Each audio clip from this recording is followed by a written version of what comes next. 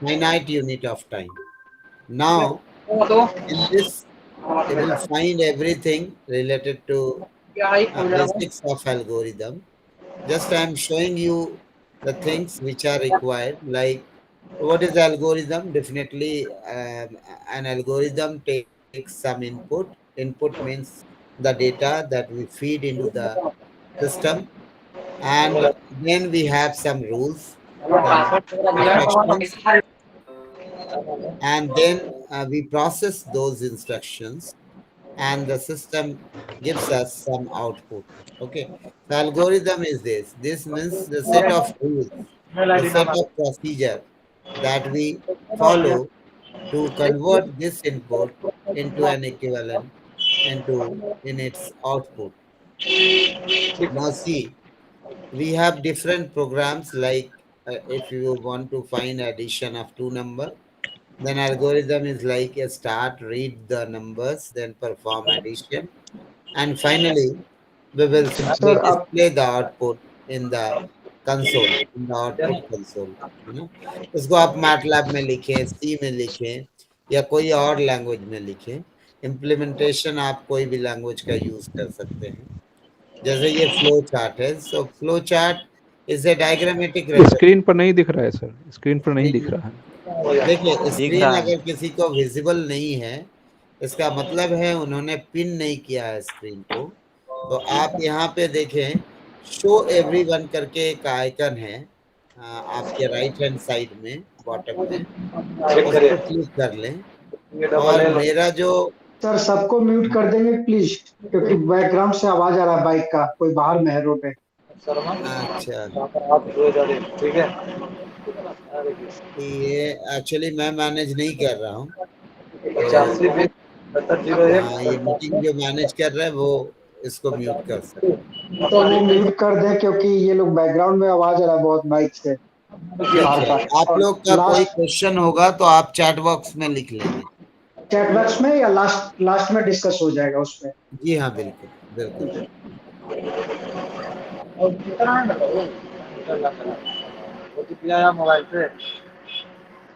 ठीक है, तो मैं स्टार्ट कर रहा हूँ। Algorithm is clear now. Algorithm means the steps that we follow to perform a task, but the algorithm should complete in a given unit of time, है ना? So now, what are the different components? Like we have input, we have output, and we have some rules, some process. सो ये सारी चीजें मैंने कल बताई, आप एक बार देखना। Now the main purpose is this is your design and analysis of algorithm paper. Already I have discussed why analysis of is important before designing the solution of a problem. तो ये मैंने कल काफी डिटेल में बताया था। आप क्योंकि वो तो न्यूमेरिकल्स बताए मैंने। आप यहाँ पे देखें कि हमें दो चीजों को ध्यान देना है, time complexity and space complexity. Time complexity means how much time is required, ना, कितना वक्त ले रहा है आपका एल्गोरिदम, उसका रनिंग टाइम क्या है, और कितने मेमोरी की जरूरत है ना। Volume of memory is a space complexity, and how much time is required is your time complexity. Now see, in order to calculate a space complexity, देखो स्पेस कॉम्प्लेक्सिटी, मान लो कि आपने कोई प्रोग्राम लिखा, तो उसका कॉम्प्लेक्सिटी क्या है, यानी कितना स्पेस उससे चाहिए, कितना मेमोरी चाहिए। तो मेमोरी जो कैलकुलेट करते हैं उसमें दो चीजें होती हैं, one is fixed part and second is variable part, है ना। What is fixed part? This refers to the space that is definitely required by the algorithm. For example, कुछ इनपुट के लिए वेरिएबल लिया, कुछ आउटपुट के लिए वेरिएबल लिया, तो जो भी है ये सब जो है ये फिक्स है, ये चेंज नहीं होगा। जबकि वेरिएबल पार्ट क्या हो गया कि आपने उसका इम्प्लीमेंटेशन कैसे किया है। मान लो आपने रिकर्सन यूज किया है ना, तो फिर स्टैक का स्पेस लगेगा, या आपने हिप मेमोरी यूज की है, तो ये सारे वेरिएबल पार्ट हो गए। Fixed part and variable part all together, it is your space requirement. Similarly, for time complexity also, we have constant time part and variable time part. Constant time part मतलब हो गया, मान लो printf लिखा है, scanf लिखा है input output के लिए, या कोई स्विच केस लिखा है आपने, या इफ एल्स लिखा है, तो इसमें जितना टाइम यूनिट लेगा वो कांस्टेंट टाइम पार्ट हो गया। और वैसी चीजें जो क्लियर नहीं है, मान लो कोई लूप लिया है या रिकर्सन है, तो वो टर्मिनेट कब होगा ये तो डिपेंड करता है। मान लो एक लूप लिया 1 to n, n की वैल्यू पे वो डिपेंड कर रहा है, that's why it is called variable time part, है ना। तो ये चीजें आपको देख लेनी है। एसिम्प्टोटिक नोटेशन जो है हम लोग एक स्टैंडर्ड यूज करेंगे कॉम्प्लेक्सिटी के लिए। So the terminology that we use to analyse time and space is called asymptotic notation. एक स्टैंडर्ड नोटेशन है, इसको हम फॉलो करेंगे, जिसमें कई नोटेशन है। आपकी बुक में ये काफी अच्छे से दिया हुआ है, आप यहाँ देखेंगे एसिम्प्टोटिक नोटेशन। मैं इसको दिखा रहा हूँ बड़ा करके। There are mainly 3 asymptotic notation. Like we have big O notation, which is called upper bound.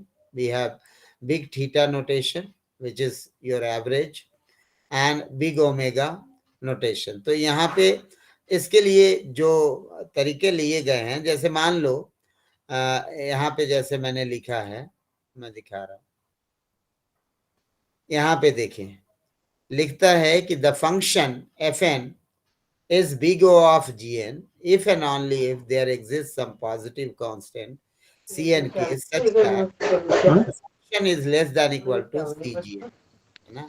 यानी ये डायग्राम k की वैल्यू यहाँ आएगी, तो कोई वैल्यू है k कांस्टेंट है, जब ये फंक्शन या तो लेस देन होगा या इक्वल टू होगा Gn से, तो हम बोलेंगे it is big O of Gn, है ना। means fn is big O of Gn if it is less than or equal to C into Gn, है ना। हमेशा लेस देन होगा, इसीलिए तो वो बिग O है, अपर बाउंड है ना। एंड लोअर बाउंड के लिए क्या होगा, ऑलवेज या तो कम होगा, है ना। यानी ये फंक्शन जो है आपका वो आइदर ग्रेटर देन होगा या इक्वल टू होगा C Gn से। So this is your lower bound. And then we have theta bound, tight bound बोलते हैं, जिसमें हमें दो फंक्शन है G1 Gn C1 और C2, दो कांस्टेंट है, और आपका फंक्शन जो है इन दोनों के बीच में होगा, है ना। ये के की का प्लेसमेंट यहाँ होना चाहिए, गलती से यहाँ हो गया, आप देखिए वो आपके बुक में करेक्टली लिखा हुआ है, यहाँ देखिए, है ना? ये सारी चीजें लिखी हुई जो भी है। तो मैं पहले कैलकुलेट करके दिखाता हूँ, और यहाँ पे कई कॉम्प्लेक्सिटी क्लासेस दिए गए हैं। Like we have constant complexity, यानी जो मान लो 5 यूनिट 10 यूनिट लिया, this is called constant complexity. O log N यानी logarithmic complexity, then linear complexity, then we have quasi-linear complexity, then we have square or polynomial complexity. So these are the basic types of complexity. And now we will analyze the program in terms of space requirement. Sir screen कोई और share कर दिया है sir, एक बार आप screen फिर से share कीजिए सर। एक सेकंड, मैं देख रहा हूं। जो शेयर किया है उसका अनपिन कर दो आप, अपने आप वो हट जाएगा। अच्छा, उसको रिमूव कर दिया है। अभी से कोई भी इसको करेगा ना, दोबारा स्क्रीन शेयर करेगा, मैं सिर्फ रिमूव करूंगी, किसी को वार्निंग नहीं दूंगी। अभी ठीक है, देखिए तो। जी सर। आप आ रहा है सर। कोई भी डाउट होने से, देखिए आप पहले समझे ये पेपर क्यों इम्पोर्टेंट है। आपने ऑलरेडी लैंग्वेज पढ़ लिया है, सी लैंग्वेज या कोई भी लैंग्वेज, आपने डेटा स्ट्रक्चर भी पढ़ लिए हैं। अब इस पेपर में बेसिकली हम लोग ये ध्यान देंगे कि हमारे पास अगर एक ही प्रॉब्लम को सॉल्व करने के 5 अलग अलग सॉल्यूशन हैं, तो कौन सा सॉल्यूशन बेहतर है। आप किसी चीज को बेहतर कैसे कहते हैं, आप कहते हैं कि भाई ये कम समय लेगा इसलिए ये बेहतर है, ये कम टाइम लेगा इसलिए ये बेहतर है ना।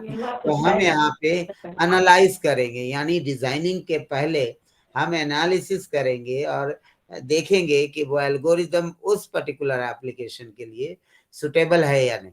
If it is suitable for that application, then only we will go for designing the solution of the problem. Otherwise हमारे पास तो कोई दूसरा feasible solution होगा.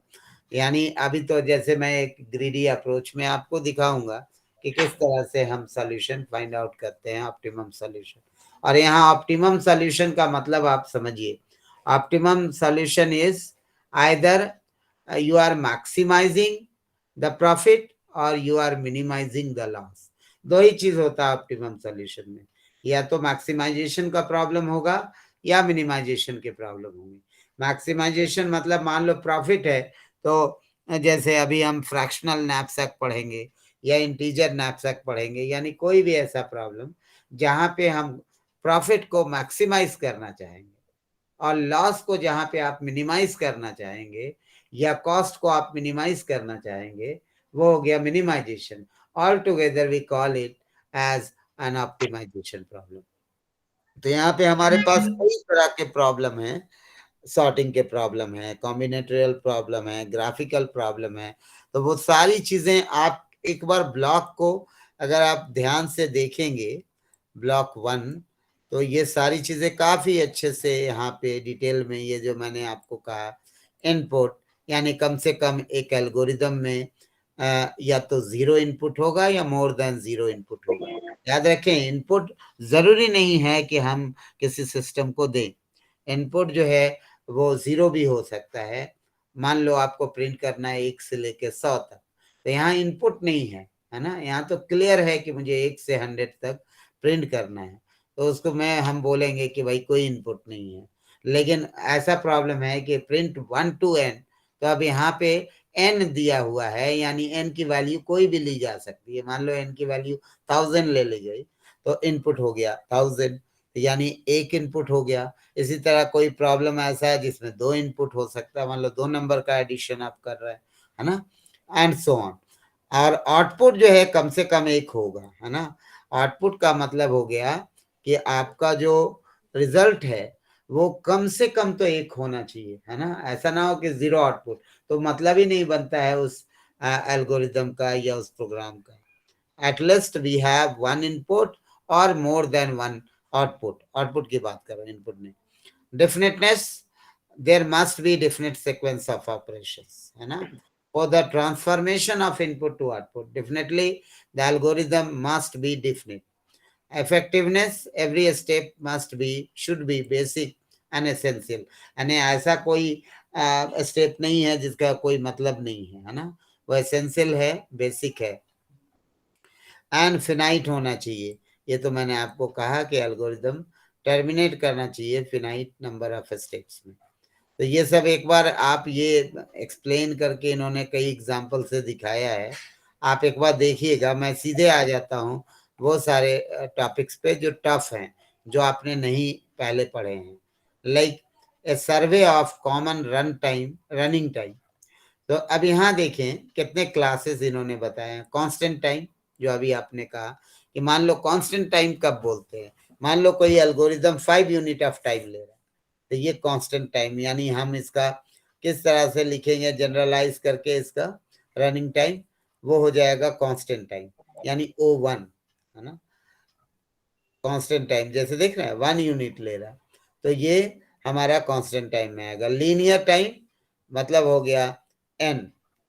मान लो कि इस तरह से, यानी n की वैल्यू 1 हुई तो ये 1 हुआ, 2 हुई 2 हुआ, है ना. यानी Tn is equal to big of n. Logarithmic time, यानी अगर कोई लॉगरिथमिक फंक्शन आपको मिलता है तो वो log n होगा. जैसे मान लीजिए आपको कोई लिस्ट सॉर्ट करना है और वो या सर्च करना है एक एलिमेंट बाइनरी ट्री में, और उसकी कॉम्प्लेक्सिटी है लॉगरिथमिक, है ना, यानी वो log n टाइम ले रहा है, ये लॉगरिथमिक हो गया. इसी तरह कोई क्वाड्रेटिक हो सकता है, क्यूबिक हो सकता है, या कोई एक्सपोनेंशियल हो सकता है, या पॉलिनोमियल हो सकता है ना. तो कई केसेस यहाँ देखिए, क्यूबिक का दिया हुआ है, फिर आपको ये पॉलिनोमियल टाइम दिया हुआ है n to the power k. और समझ में नहीं आ रहा है, एक बार फिर से सर समझा देते. एक्सपोनेंशियल हो सकता है, समझ में नहीं आ रहा है। Yes sir. सर ठीक। कल भी बोले थे कि भेज देंगे सर, वो तो है ना मिला नहीं, और वो रहता तो अच्छा, थोड़ा सा उसी तरह इसका भी है ना, पता नहीं चल रहा है कहाँ से बता रहे हैं सर क्या है। ये तो आपके बुक ही से मैं बता रहा था, मैं दिखाता हूँ। आपका कोई ग्रुप है क्या? सर टेलीग्राम में ग्रुप है। टेलीग्राम नहीं, व्हाट्सएप का कोई ग्रुप है, उसमें मैं भेज देता सर हूँ। व्हाट्सएप में बहुत कोई सर जुड़े हुए नहीं। शालिनी मैम ने बनाया है एक ग्रुप व्हाट्सएप। क्या है सर वो? व्हाट्सएप पे नहीं जुड़े हैं सर। व्हाट्सएप पर ही ठीक रहेगा सर। अच्छा, जैसे ही वो ग्रुप पे मुझे ऐड कर दिया जाएगा, मैं आपको उसी को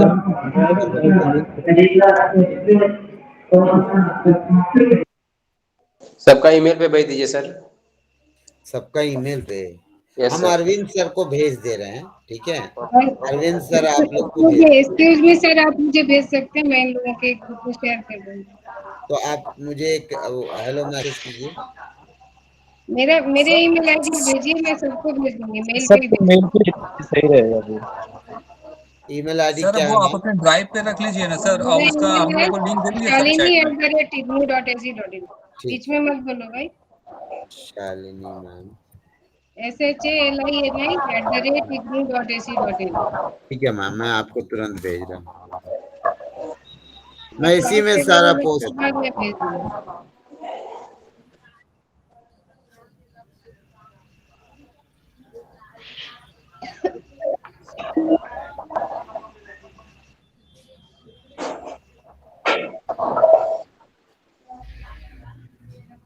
MCA मैं अभी 2 नोट्स इसमें भेज रहा हूँ जो हम लोग आज डिस्कस कर रहे हैं।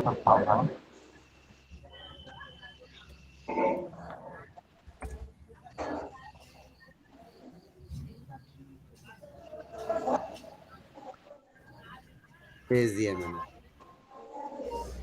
देखें, इस पेपर को आप पढ़ने बैठे हैं तो मैं ये मान के चल रहा हूँ प्री रिक्विजिट आपको इस पेपर का है कि आपको प्रोग्रामिंग लैंग्वेज का आइडिया होना चाहिए, डेटा स्ट्रक्चर का आइडिया होना चाहिए, क्योंकि आप सीधे सेकेंड ईयर में आ गए हैं। MCA पहले 2 साल का नहीं 3 साल का होता था, तो पहले साल हम लोग ये सब पढ़ाते थे। अब मान कर चल रहे हैं कि आप कंप्यूटर ग्रेजुएट हैं, तो आपको programming language, algorithm, flow chart वगैरह क्लियर है। अगर वो क्लियर नहीं है तो आपको मुश्किल होगी, लेकिन फिर भी मैं कोशिश करता हूँ। देखिए मैं कहाँ से बता रहा हूँ, आपने कहा मैं आपके ब्लॉक से, आप ब्लॉक स्टडी मटेरियल एकदम पहले लाइन से लेकर, पहले पेज से लेकर आखिरी पेज तक पढ़ें, ठीक है? स्टडी होना चाहिए, और जो टॉपिक्स उसमें हैं उसके लिए आप कोई रेफरेंस बुक का इस्तेमाल कर सकते हैं, या वेब लेक्चर हो गया, या किसी भी तरह का नोट्स हो गया, वो उसके लिए आप यूज कर सकते हैं अगर कोई टॉपिक वहाँ पे क्लियर नहीं है तो, ठीक है? लेकिन हम आपके स्टडी मटेरियल को यूज कर रहे हैं, तो आप समझे फिर से। अगर किसी को समझ में नहीं आया तो फिर से समझिए। एल्गोरिदम आप लोगों ने समझ लिया, एल्गोरिदम क्या है, इसमें कोई डाउट नहीं है मुझे लगता है। नहीं सर समझ गए, एल्गोरिदम, हाँ बोलिए। समझ गए सर, समझ गए। किसी काम को करने का तरीका एल्गोरिदम हो गया, step by step process to solve a problem in a definite time, in a finite time is algorithm. Mute करके रखो ना सर। अब यहाँ space and time complexity calculate कर रहे हैं हम लोग, space and time complexity. Space आप समझते हैं, मेमोरी रिक्वायरमेंट बोल रहा है, कितनी मेमोरी चाहिए। मान लो एक प्रोग्राम कृष्णा कुमार कौशल म्यूट करिए अपने आप को। मान लें आपने लिखा है प्रोग्राम मेन, और यहाँ पे आपने 2 नंबर लिए, 2 इंटीजर वेरिएबल लिया, इंट a, b, c, और यहाँ पे आपने लिखा प्रिंट एफ, एंटर 2 नंबर, है ना? स्कैन एफ, आपने 2 नंबर इनपुट ले लिए, फिर लिखा c = a + b, and finally आपने आउटपुट किया c को, प्रिंट एफ c, है ना? So this is a simple program to find addition of 2 number. अब मुझे बताना है कि इसके रिक्वायरमेंट क्या है। तो स्पेस में हमारे पास दो तरह का है पार्ट। पहला है फिक्स्ड पार्ट, यानी वैसा रिक्वायरमेंट जो फिक्स्ड है, जिसमें बदलाव नहीं होगा। लेकिन वेरिएबल पार्ट वो हो गया जो चेंज होगा। जिस तरह का इम्प्लीमेंटेशन करेंगे, अगर हम मान लो रिकर्सन यूज करेंगे तो वो अलग हो जाएगा, चेंज हो जाएगा। अगर उसी को किसी और तरीके से सॉल्व करेंगे, कोई फोल्डेड लूपिंग कंस्ट्रक्ट यूज करेंगे या अनफोल्डेड लूपिंग कंस्ट्रक्ट यूज करेंगे, तो वो बदल जाएगा। तो जो बदलता है वो रिक्वायरमेंट वेरिएबल स्पेस रिक्वायरमेंट हो गया। जो फिक्स है वो फिक्स है। मान लो मैंने कहा ये 1 यूनिट लेता है, तो ये तो फिक्स है, तो 1 यूनिट ही लेगा। तो 1 + 1 + 1, तो टाइम के केस में ये 1 यूनिट है। और स्पेस के केस में क्या है कि मान लो कोई आप इस तरह से ले रहे हो कि मान लो आपका रिक्वायरमेंट बढ़ता है ना, वेरिएबल है। किसी में एरे का साइज 10 है, किसी में एरे का साइज 20 है, तो वो वेरिएबल हो गया, है ना। तो यहाँ पे देखें आप, इंट एबीसी 3 वेरिएबल है। तो अगर एक इंटीजर मान लो 2 बाइट या 4 बाइट लेता है, तो टोटल रिक्वायरमेंट क्या हो गया 4। मान लो एक इंटीजर 4 बाइट ले रहा है, हमारे पास 3 है, तो 12 bytes of memory is required to run this program. इतनी बात समझ रहे हैं। स्पेस रिक्वायरमेंट मतलब कितना स्पेस ले रहा है आपका प्रोग्राम, है ना, मेमोरी कितना ले। निकल लो मुझसे ये समझ में आ रहा है आप लोग को? पहने वाला कपड़ा दे दो। Yes sir. सर एक कंफ्यूजन है, बिग बोलिए। ओमेगा, बिग ओमेगा और बिग थीटा का जो यूज करते हैं वो स्पेस कॉम्प्लेक्सिटी और टाइम कॉम्प्लेक्सिटी को फाइंड आउट करने में करते हैं। देखो वो नोटेशन है, एसिम्प्टोटिक नोटेशन है। मेरी बात समझे। अपर बाउंड को हम बिग ओ से दिखाते हैं। तो अपर बाउंड मतलब समझ रहे हैं, कोई फंक्शन है आपका fn और एक दूसरा फंक्शन है, तो आप बोलते हैं कि fn का बिग ओ जो है वो gn है। तो बिग ओ अगर gn होगा तो डेफिनेटली fn का ये अपर बाउंड होगा, है ना। अपर बाउंड होगा तो मान लो ये फंक्शन fn है और ये फंक्शन gn है, या तो gn क्या होगा, fn के बराबर होगा या उससे छोटा होगा, है ना। fn हमेशा या तो छोटा होगा gn से या उसके बराबर होगा, समझ रहे। अच्छा, फंक्शन को डिफाइन करने के लिए यूज करते हैं। मतलब मान लो कि तुम्हारा आया कॉम्प्लेक्सिटी इंसर्शन सॉर्ट का n², है ना। तो n² आया, वो फंक्शन है। मान लो fn is n², this is the complexity of insertion sort. अब मान लीजिए कि हम कह रहे हैं कि इसका बिग ओ क्या होगा, तो बिग ओ वैसा कोई फंक्शन होगा जो या तो उसके बराबर होगा या उससे बड़ा होगा, है ना, यानी वो अपर बाउंड होगा, उसके आगे होगा। समझ रही हैं? ओके सर, क्लियर है। यस सर, क्लियर हो। तो अभी मैं पहले ये पूरा क्लियर कर दूं जिससे आप किसी भी प्रोग्राम की कॉम्प्लेक्सिटी निकाल पाए। जैसे मान लो स्टैक में बोल दूंगा कि स्टैक की कॉम्प्लेक्सिटी बताओ, स्पेस क्या है या टाइम क्या है। इसको अगर आप समझ लिए तो मुझे लगता है सारा क्वेश्चन आप बना लेंगे। How to calculate space complexity, मान लो ये प्रोग्राम है वही जो अभी हम लोगों ने किया। अब देखो अगर इसे रन करेंगे तब तो ये बता रहा है कि 1364 किलोबाइट, है ना, ये बता रहा है। लेकिन एक्चुअली ये तो कंप्लीट टाइम हुआ जो सिस्टम का, लेकिन हम उस तरह से चीजों को नहीं देखेंगे। हम यहाँ पे सिर्फ काउंट करेंगे कि हमने कितने वेरिएबल यूज किए और उसका रिक्वायरमेंट क्या है। यानी हमने यहाँ पे देखो 3 वेरिएबल लिए हैं a, b और c, और मान लेते हैं एक इंटीजर वेरिएबल का साइज 4 बाइट है, then total size of this program is 4 into 3 which is 12 byte, है ना। No additional variables are used, no extra space is required. So space complexity of a program is O1, big O, मतलब हम इस तरह से लिखेंगे। क्यों लिखेंगे O1? क्योंकि कांस्टेंट क्लास में ये गया, यानी कांस्टेंट फंक्शन में गया। तो कांस्टेंट कब होगा? जब 12 आए, 13 आए, 50 आए, 20 आए, तो हम इसे बोलेंगे कि ये कांस्टेंट टाइम ले रहा है, ठीक है। अब कभी भी कांस्टेंट आता है कोई तो आप उसे किस में डालेंगे, O1 में, है ना।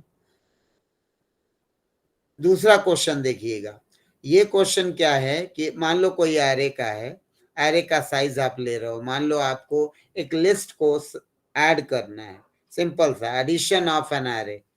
एरे का साइज क्या है वो आपको नहीं मालूम, रन टाइम में आप साइज देंगे अगर 50 तो 50 एरे ले लेगा वो, है ना। तो यहाँ पे देखो, यहाँ n ले लिया मैंने इनपुट, ये n इस तरह का एरे क्रिएट हो गया और ये लूप लगाकर आपने उसको सम किया है।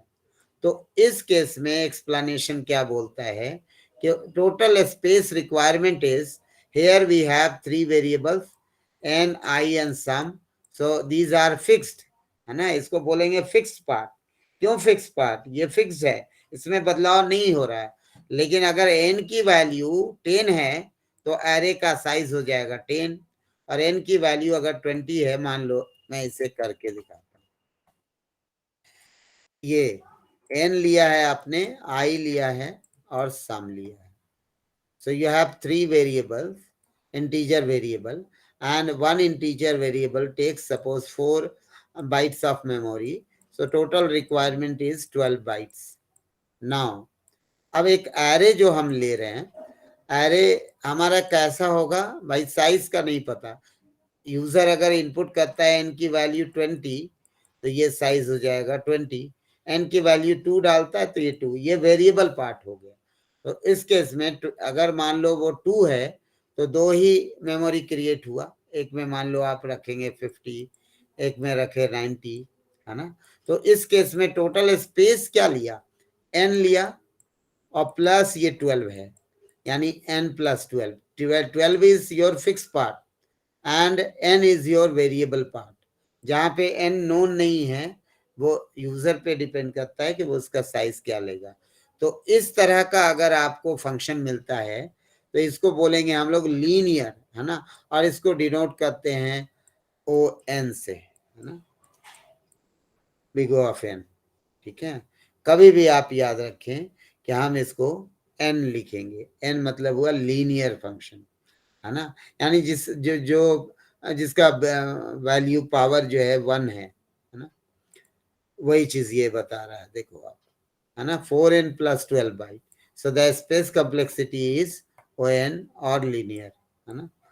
इसी तरह कोई ऐसा भी है, मान लो 2 डायमेंशनल एरे है तो उसमें m इंटू n, यानी हमारे पास m क्रॉस n है, तो n इंटू n क्या हो गया, n स्क्वायर, तो वो क्वाड्रेटिक हो गया, है ना। यानी कैसा फंक्शन आपको मिला, वो इसको आप डिनोट करेंगी big O of n square से, ना कि n से, क्योंकि आपका 2 डायमेंशनल स्पेस है, रिक्वायरमेंट है, जिसमें मान लो n नंबर ऑफ रोज है, n नंबर ऑफ कॉलम्स है। सो this is a quadratic function, it is not linear, it is not constant. इसी तरह कोई क्यूबिक फंक्शन हो सकता है, वो एप्लीकेशन पे डिपेंड करता है।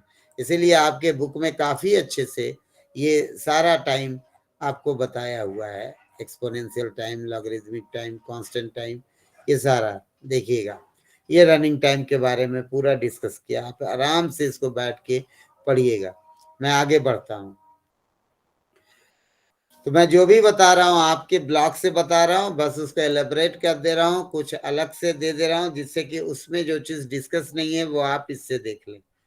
अब टाइम कॉम्प्लेक्सिटी कैलकुलेशन भी देखें, सेम है कि अगर मान लो ये प्रोग्राम जो अभी इससे पहले हम लोगों ने लिखा था, मैं दिखा रहा हूँ,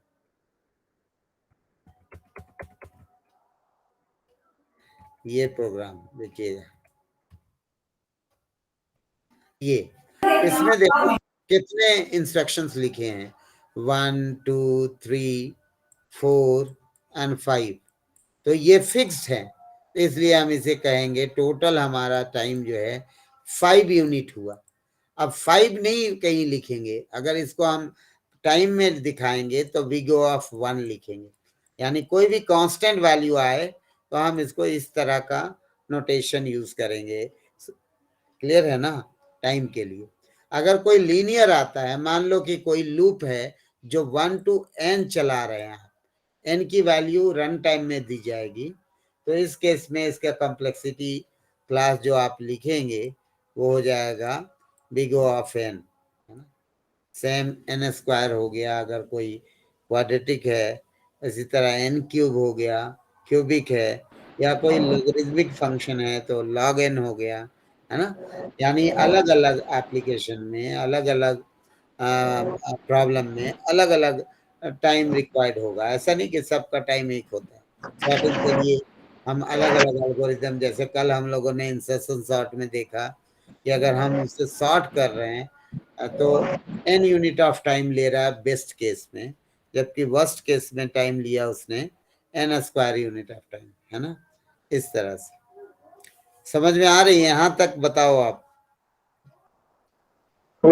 यस सर क्लियर है। हाँ, अभी फिर Yes, से sir. देखो, मैं लूप का बता रहा हूँ। लूप का आप बोले ना वेरिएबल और फिक्स्ड कैसे लेंगे। मान लो मुझे एक प्रोग्राम में लेता हूँ सिंपल सा मेन, मुझे ऐड करना है मान लो n 5 नंबर्स, कल जैसे लिए थे 5 नहीं n नंबर्स का एडिशन है। तो n नंबर्स का एडिशन है तो आपने वेरिएबल लिया इंट n i लूप के लिए और सम, इनिशियली सम की वैल्यू डाल देते हैं 0, है ना। सम इज 0। अब आप देखें, आपने इनपुट लिया प्रिंट एफ इंटर एन, है ना। एरे मान लो कोई ले लो, एरे लेना है तो, एरे नहीं लेना है तो आप एन तक लूप चलाइए, एंटर एन एंटर एन, और एन को किसी वेरिएबल में रख लो, स्कैनफ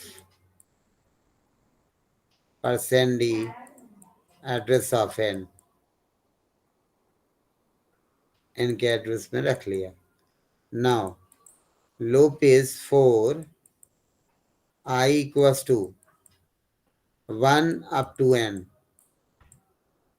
i प्लस प्लस। देखिएगा इसमें वेरिएबल कौन है और फिक्स कौन है मैं बता रहा हूं।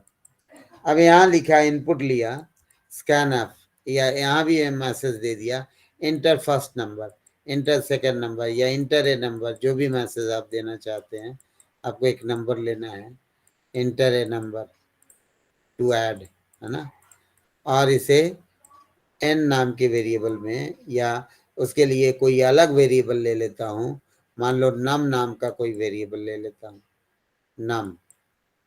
नम में स्टोर कर लिया %d नम नंबर के लिए। नाउ यहां तक आप समझ गए। अब देखिएगा मैं सम कर रहा हूं तो मैंने लिखा सम इज सम प्लस नम, है ना। हर बार एक नंबर इनपुट हो रहा है और वो नंबर सब में ऐड करते जा रहा है। ये कब तक कर रहे हैं? जो भी n का साइज है। n अगर आप लिखते हैं 50 तो 50 नंबर्स आपसे इनपुट लेगा और वो सम करके सम नाम के वेरिएबल में स्टोर कर देगा। और अब आप सिंपली सम को प्रिंट कर रहे हैं, प्रिंट एफ %d कॉमा सम कॉमा सम।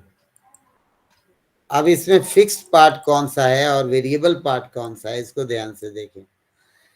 ये जो है, अगर हम स्पेस की बात करें तो स्पेस यहाँ पे फिक्स ही है, स्पेस यहाँ पे वेरिएबल नहीं है। हमने कोई एरे नहीं लिया है ना। हमने तो इनपुट लिया है और उसको सेव करते चले गए हैं। यानी हमारा स्पेस रिक्वायरमेंट यहाँ वेरिएबल नहीं है, फिक्स्ड है। लेकिन टाइम रिक्वायरमेंट में देखें, ये 1 यूनिट ले रहा है, ये भी 1 यूनिट, ये भी 1 यूनिट। अब ये लूप किस पे डिपेंड कर रहा है? n की वैल्यू पे। अगर n का साइज 50 है तो ये 50 टाइम्स चल रहा है ना। तो यहाँ पे फिक्स टाइम क्या हो गए? ये 4 इंस्ट्रक्शंस फिक्स्ड है ना। तो इसमें 4 हो गया और प्लस ये लूप जो है वो n टाइम चल रहा है ना, n टाइम। तो लूप हमेशा एक बार हम ज्यादा दिखाते हैं क्योंकि फॉल्स के लिए n+1, और इसके अंदर जो इंस्ट्रक्शंस हैं वो n टाइम चल रहे हैं। तो कितने इंस्ट्रक्शन हैं? 3, और वो n टाइम चल रहा है तो 3n हो गया। तो टोटल टाइम अगर आप ऐड करेंगे 3n + n 4n + 5, तो 4n + 5। तो यहाँ हायर ऑर्डर जो पॉलिनोमियल है वो है n, है ना। यानी अगर इसको क्लास में डालेंगे तो हम बोलेंगे ये लीनियर है, यानी ये फंक्शन किस तरह का है, लीनियर फंक्शन है। यानी जो सबसे बड़ा होगा, मान लो अगर आपका लिखा हुआ है कोई फंक्शन है 3n² प्लस 2n, तो आप बोलेंगे कि किस तरह का फंक्शन, ये क्वाड्रेटिक है, क्योंकि जो हायर ऑर्डर पॉलिनोमियल है उसका क्या है, एक्सपोनेंट 2 है, पावर 2 है। तो जो सबसे बड़ा होता है उसको हम बताते हैं, है ना। तो इसका अगर क्लास लिखेंगे तो हम लिखेंगे बिग O ऑफ n², इस तरह से। समझ में आई बात, फिक्स कौन है, वेरिएबल कौन है?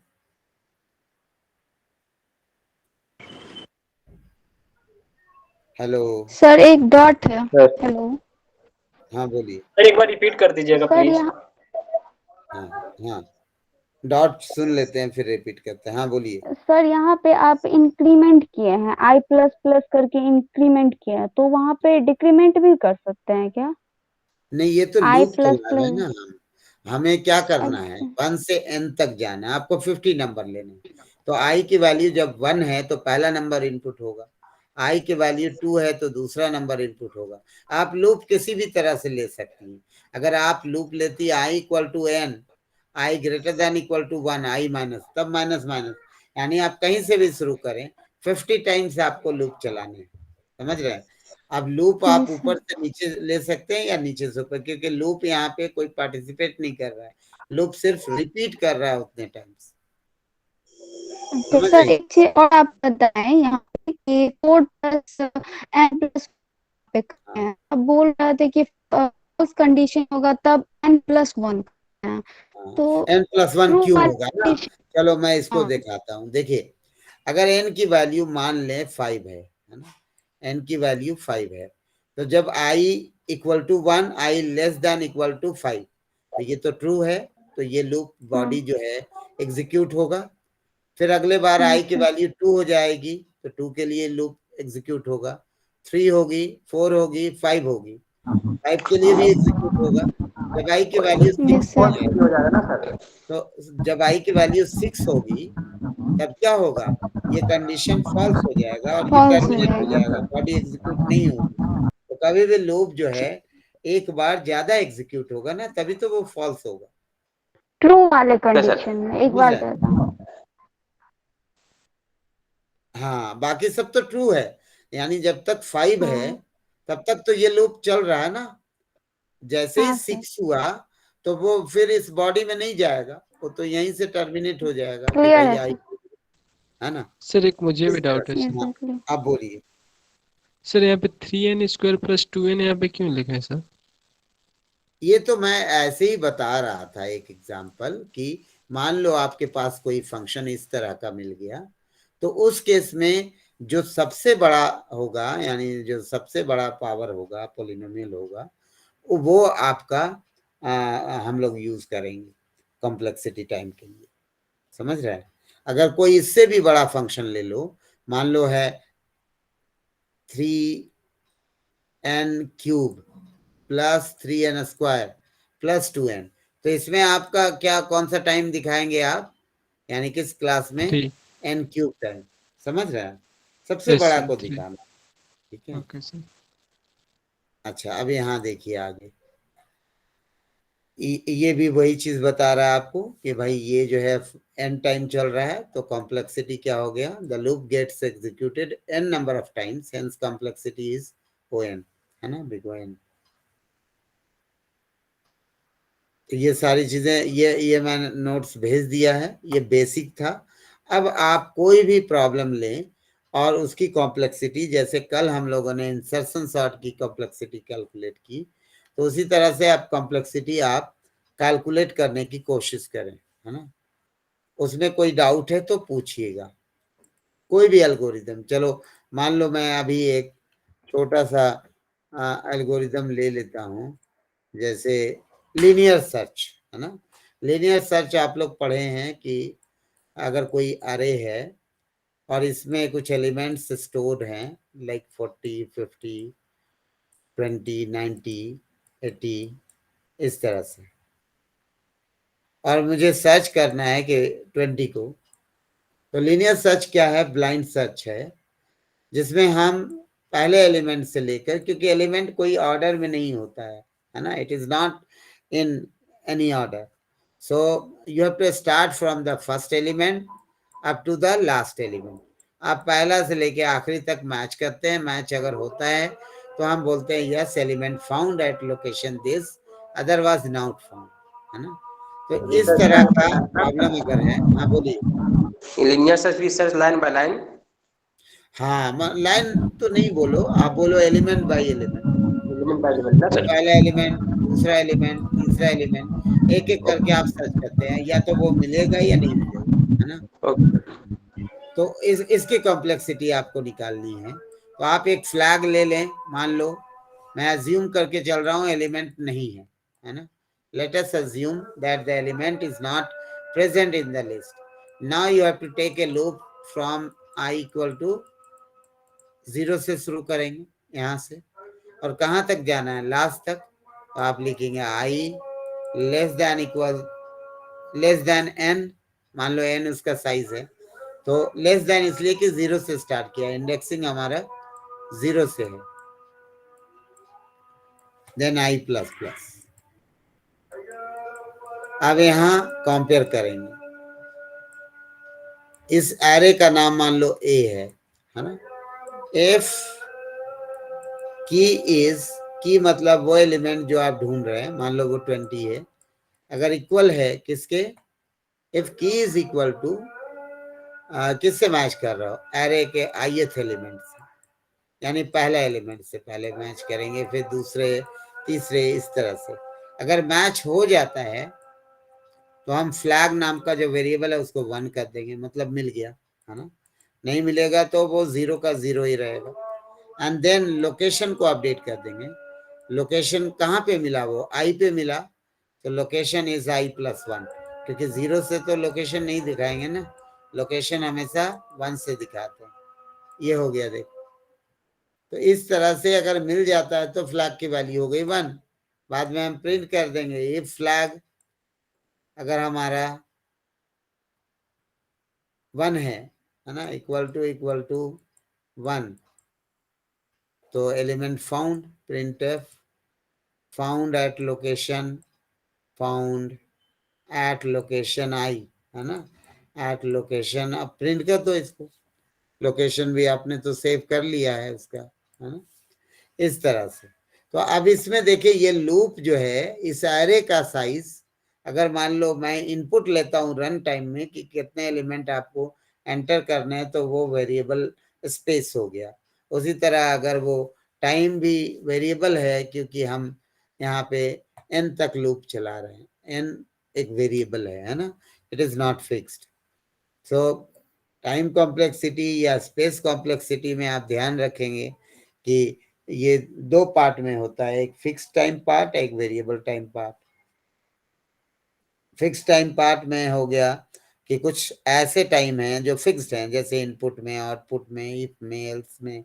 लेकिन जो लूपिंग वगैरह हैं या रिकर्सन है, वो पता नहीं कितनी बार चलेगा, वो तो डिपेंड करता है कि क्या इनपुट दिया गया है, उस हिसाब से वो रन होगा, इसलिए उसको वेरिएबल टाइम पार्ट बोलते हैं.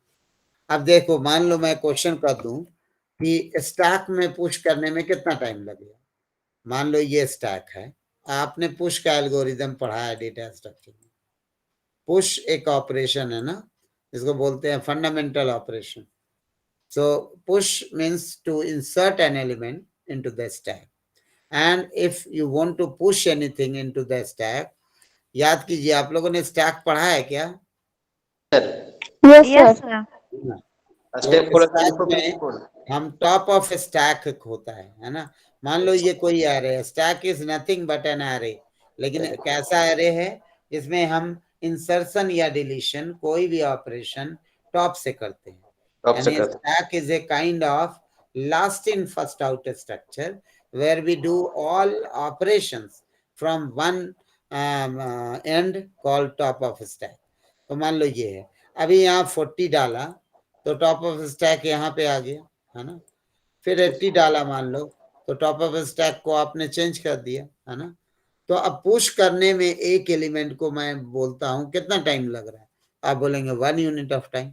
अगर उस अरे का यानी उस स्टैक का साइज 40 है, तो आप बोलेंगे ये भी कांस्टेंट टाइम हुआ, है ना। 40 है तो 40 यूनिट लगा। 40 यूनिट को भी हम किस में रखेंगे, O1 में ही रखेंगे, है ना, या 80 हो 90 हो। लेकिन अगर कोई बोले n एलिमेंट पुश करना है तो फिर उसका क्लास क्या हो गया, ON। मेरी बात समझ रहे हैं आप लोग? Yes sir. नहीं सर, समझ में नहीं आ रहा है। हाँ? समझ में जी नहीं? समझ में नहीं आया सर, क्या बोले एन वाला थोड़ा सा। एन वाला मतलब ये है, एन से क्या मतलब समझा। मान लो आप इस में एंटर कर रहे हो, मान लो चलो एक एप्लीकेशन बनाता हूँ, चलो मैं दिखाता हूँ। मान लो मैं यहाँ पे कोई एक ऑनलाइन डिबगर नाम का जो है, डिबगर, है ना। देखिएगा मैं इसमें रन करके दिखाता हूँ क्या बोलना चाह रहा हूं मैं। ये कमेंट हटा देता हूं मैं, ये छोटा सा प्रोग्राम में लिखता हूं। यहाँ पे हम लोग क्या करेंगे, इनपुट लेंगे। तो मैंने, आपने कहा ना कि सर एन क्या है ना, एन को समझाते हैं। मान लो आपने लिखा प्रिंट 1 to n, सिंपल सा प्रोग्राम है। इंट i, n, है ना। अब यहाँ एक मैसेज दे दिया आपने, एंटर n, सीधे मैसेज, है ना।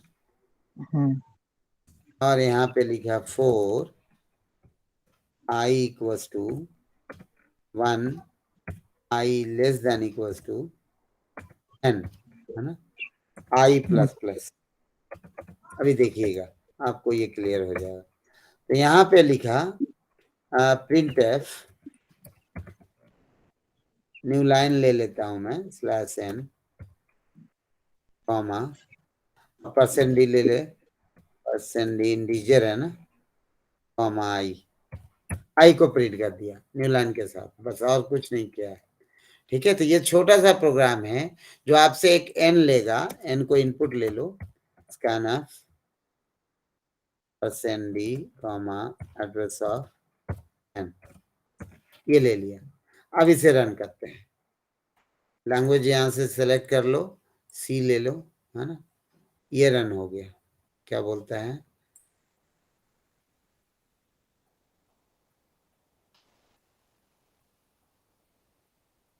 इन फंक्शन में, एक सेकंड सर वहाँ सेमी कॉलन छूटा है फॉर लूप में। अच्छा, सेमी अरे कॉलन तो लगा है। आवाज ऑफ अच्छा, कर दो अपना, हाँ, डिस्टर्ब। देखिएगा आप लोग, अभी ये विजिबल है। अब कौन पूछ रहे थे n की वैल्यू क्या है? यस सर, तो नाम अपना बताइए, बोलिए ना, आपका नाम क्या है? हेलो सर, ये मयंक पूछ रहा था। मयंक, मान लो मयंक, है ना। मयंक, मान लो n की वैल्यू तुम चाहते हो 1 से 10 तक प्रिंट करे, तो तुम 10 डालोगे, है ना। सर आवाज सुनाई नहीं दी सर, एक बार और बोलिए सर, क्या बोले? मैंने कहा, मयंक ने मान लो बोला कि सर n क्या है, तो n को समझाने के लिए मैंने ये छोटा सा प्रोग्राम लिखा है। मान लीजिए मयंक, आपको प्रिंट करना है 1 से लेकर 10 तक, तो n की वैल्यू वहां पे क्या हो गई, 10 हो गई, है ना। 10 हो गई। तो ये जो आपको आउटपुट दे रहा है 10 तक ही दे रहा है ना। लेकिन कोई दूसरे हैं, मान लो हम किसी को लेते हैं, मान लो आशी वर्मा को जो है वो चाहिए 1000 तक, है ना। तो इस केस में n की वैल्यू क्या हो गई, 1000 हो गई। यानी जब आप इनपुट करें, यहाँ 1000 हो गया, 10,000 हो गया, तो ये 10,000 तक आपको प्रिंट करके दिया। मेरी बात समझ रहे हैं? यहाँ पे n जो है यूजर पे डिपेंडेंट है, इसलिए वेरिएबल है, उसकी वैल्यू कुछ भी हो सकती है। नेटवर्क थोड़ा डिस्टर्ब चल रहा था, इसलिए समझ में नहीं आ रहा। समझ गया सर, अभी समझे? तो हाँ सर, स्टैक में भी वो तो मेरे ऊपर है ना कि वो कितना मांग रहा है। अगर मान लो कोई n number of element push करना है तो n डालेंगे, इस तरह से। समझ में आ रही बात? चलिए आगे बढ़ते हैं। अब मैं ग्रीडी एल्गोरिथम पे आ जाऊं क्या? देखो ग्रीडी की बात करते हैं हम लोग। ग्रीडी आपकी बुक में काफी अच्छे से दिया हुआ है, इसको भी आप देखना। ग्रीडी है ना, व्हाट इज ग्रीडी अप्रोच? बोलता है it is an optimization problem, है ना, और solved efficiently. It is an optimization problem, the given set of value either to be maximized or minimized। ये तो मैंने आपको कह दिया। call the objective, objective यही हुआ ना, या तो आपको maximize करना है या minimize करना है, subject to some constraint or conditions। definitely कुछ ना कुछ condition दिए हुए होंगे। तो greedy algorithm जो है वो बोलता है choose the local optimum at each step and this decision may result in overall non-optimum और ऑप्टिमम सॉल्यूशन। अब इसको समझिएगा आप लोग। ग्रीडी एक अप्रोच है, ये बहुत कॉमन अप्रोच है, हर जगह आप इस्तेमाल करते हैं। चलो ऐसे समझते हैं कि मान लो आपको इस पॉइंट से, मान लो ए पॉइंट से जाना है, तो मिनिमम आपको चूज करना है। तो ए से आप बी में जा सकते हो, सी में जा सकते हो और डी में जा सकते हो। मान लो ये तीनों शॉप हैं जिसमें अलग अलग मान लो आपको मिल रहा है कोई वैल्यू, या कहीं जाने का ये पाथ है, मान लो ये डेस्टिनेशन है ना, और यहाँ पहुंचना है। बीच में कई आपके इंटरमीडिएट पाथ हैं, मान लो यहाँ से आप यहाँ जा सकते हो और फाइनली यहाँ से यहाँ जाना है। तो ग्रीडी कहता है कि लोकल ऑप्टिमम सॉल्यूशन को सेलेक्ट करेंगे आप, यानी ये 4 है, 2 है, 1 है, 3 है, तो जो सबसे मिनिमम है हम उसे सेलेक्ट करेंगे, यानी उस पॉइंट ऑफ टाइम में। भूल जाइए बात की बाद में हो सकता है कोई ऐसा भी और कॉस्ट हो जो मिनिमम हो। अभी हमें करंट जो मिनिमम है, लोकल ऑप्टिमम जो है, उसको चूज करना है। तो ये 2 हो गया, है ना, तो हम इस पाथ को सिलेक्ट करेंगे। फर्दर मान लो यहाँ पे 1 है, यहाँ 5 है, यहाँ 3 है ना, तो इस केस में 3 3 6 होगा, 5 2 7 होगा, 4 + 1 5। अगर आप पूरा देखेंगे तो आप पाएंगे कि ये वाला पाथ ज्यादा मतलब लेस कॉस्टली है, जबकि बाकी जो पाथ्स हैं वो उससे ज्यादा है ना। मान लो यहाँ 9 है, यहाँ 4 है, लेकिन क्योंकि हम ग्रीडी यूज कर रहे हैं, तो ग्रीडी में जरूरी नहीं कि आपको हमेशा ऑप्टिमम सॉल्यूशन ही मिले। ऑप्टिमम मिल भी सकता है, नहीं भी मिल सकता है। वही बता रहे हैं यहाँ पे आपको आपके बुक में कि the greedy method chooses local optimum. Local optimum जो मैंने ये बताया, यानी उस पॉइंट ऑफ टाइम में कौन सा बेस्ट सॉल्यूशन है उसको आप लेते हैं, local optimum at each step, and this decision में result in overall non optimum और ऑप्टिमम सॉल्यूशन, है ना। यानी कि ऑप्टिमम सॉल्यूशन मिले, नॉन ऑप्टिमम सॉल्यूशन भी आपको मिल सकता है। Greedy approach does not always produce optimum solution, rather produce a very nearby solution or optimum solution, है ना। यानी जरूरी कि हर केस में, जैसे इसी केस में ये फेल हो गया, लेकिन दूसरे केस में हम बोले तो ये पास भी हो सकता है, मतलब हो सकता है बाई लक आपको ऑप्टिमम सॉल्यूशन मिल जाए, है ना। तो ये डिपेंड करता है किस तरह के एप्लीकेशन में हम ग्रीडी अप्लाई। ग्रीडी का मतलब ही क्या होता है? ग्रीड, है ना। तो यानी कि यहाँ पे हम देखते हैं अभी मेरे लिए कौन सा बेहतर है और उस हिसाब से डिसीजन लेंगे। तो यहाँ पे देखिए बता रहा है आपको, ये नोट्स मैं आपको भेज दिया हूँ, यहाँ भी वही चीज लिखी हुई है। सर बेसिक डिफरेंस क्या है ऑप्टिमम और नॉन ऑप्टिमम में? ऑप्टिमम मतलब क्या हुआ, मैंने क्या कहा? ऑप्टिमल सॉल्यूशन मतलब आइदर आप मैक्सिमाइज करना चाहते हैं या मिनिमाइज करना चाहते हैं। नॉन ऑप्टिमम मतलब क्या होगा? जो ऑप्टिमम ना हो, मतलब उसमें रिजल्ट तो मिला, नियर बाई मतलब आपको मान लो अभी जैसे मैं बहुत समझ रहे हैं ना, यानी रिजल्ट जो है आपका नियर बाई मिला, वो आपको पूरा ऑप्टिमम नहीं मिला, मतलब मैक्सिमम प्रॉफिट नहीं हुआ, है ना, या मैक्सिमम ये मिनिमाइज नहीं हुआ कॉस्ट, पूरा जो सबसे बेहतर है वो सॉल्यूशन नहीं मिला। उसी को बोलते हैं non optimum. Near by solution मिला बट आपको ऑप्टिमम नहीं मिला, मतलब मैक्सिमम नहीं मिला। समझ रहे हैं? Hello, yes sir. देखो ना, मैं एक एग्जांपल से दिखाता हूँ, रुको मैं पहले तुमको एग्जांपल ही दिखा दूं फिर दिखाता हूँ। Late us consider a capacity of the knapsack is W is 60। मान लो कि कोई नैपसैक है, कोई बैग है जिसकी कैपेसिटी 60 kg है ना। मान लो तुम एक आइलैंड में पहुंच गए हो और कई तरह की चीजें वहां रखी हुई हैं, तो एक नैपसैक लेकर तुम गए हो जिसमें मैक्सिमम तुम 60 किलो लेकर आ सकते हो, ठीक है। So you have item A, item B, item C and item D, and profits are 280, 100, 120 and 120। इस तरह से प्रॉफिट है आपका। और यहाँ पे वेट दिया हुआ है कि अगर आप ये आइटम ए लेते हैं तो कितना वेट है उसका, 40 किलोग्राम मान लो, किलोग्राम में मान लेते हैं। आइटम बी है then it is 10 kilogram, item C it is 20 kilogram and item D is 24 kilogram. So इस केस में हम क्या करेंगे कि सिर्फ वेट पे तो काउंट नहीं कर सकते ना, हमें प्रॉफिट और वेट दोनों को देखना है। यानी क्योंकि हमारा बैग का साइज फिक्स्ड है, लिमिट है मेरा कि हम 60 kg मैक्सिमम ला सकते हैं, कैरी कर सकते हैं, तो उस केस में हम प्रॉफिट और वेट का रेशियो निकाल लेंगे। तो डिवाइड कर देंगे, वैल्यू आया 7, 10, 6, 5। इतनी बात समझ में आई कैसे निकाला ये? Yes sir. यस और सर। क्यों निकाला?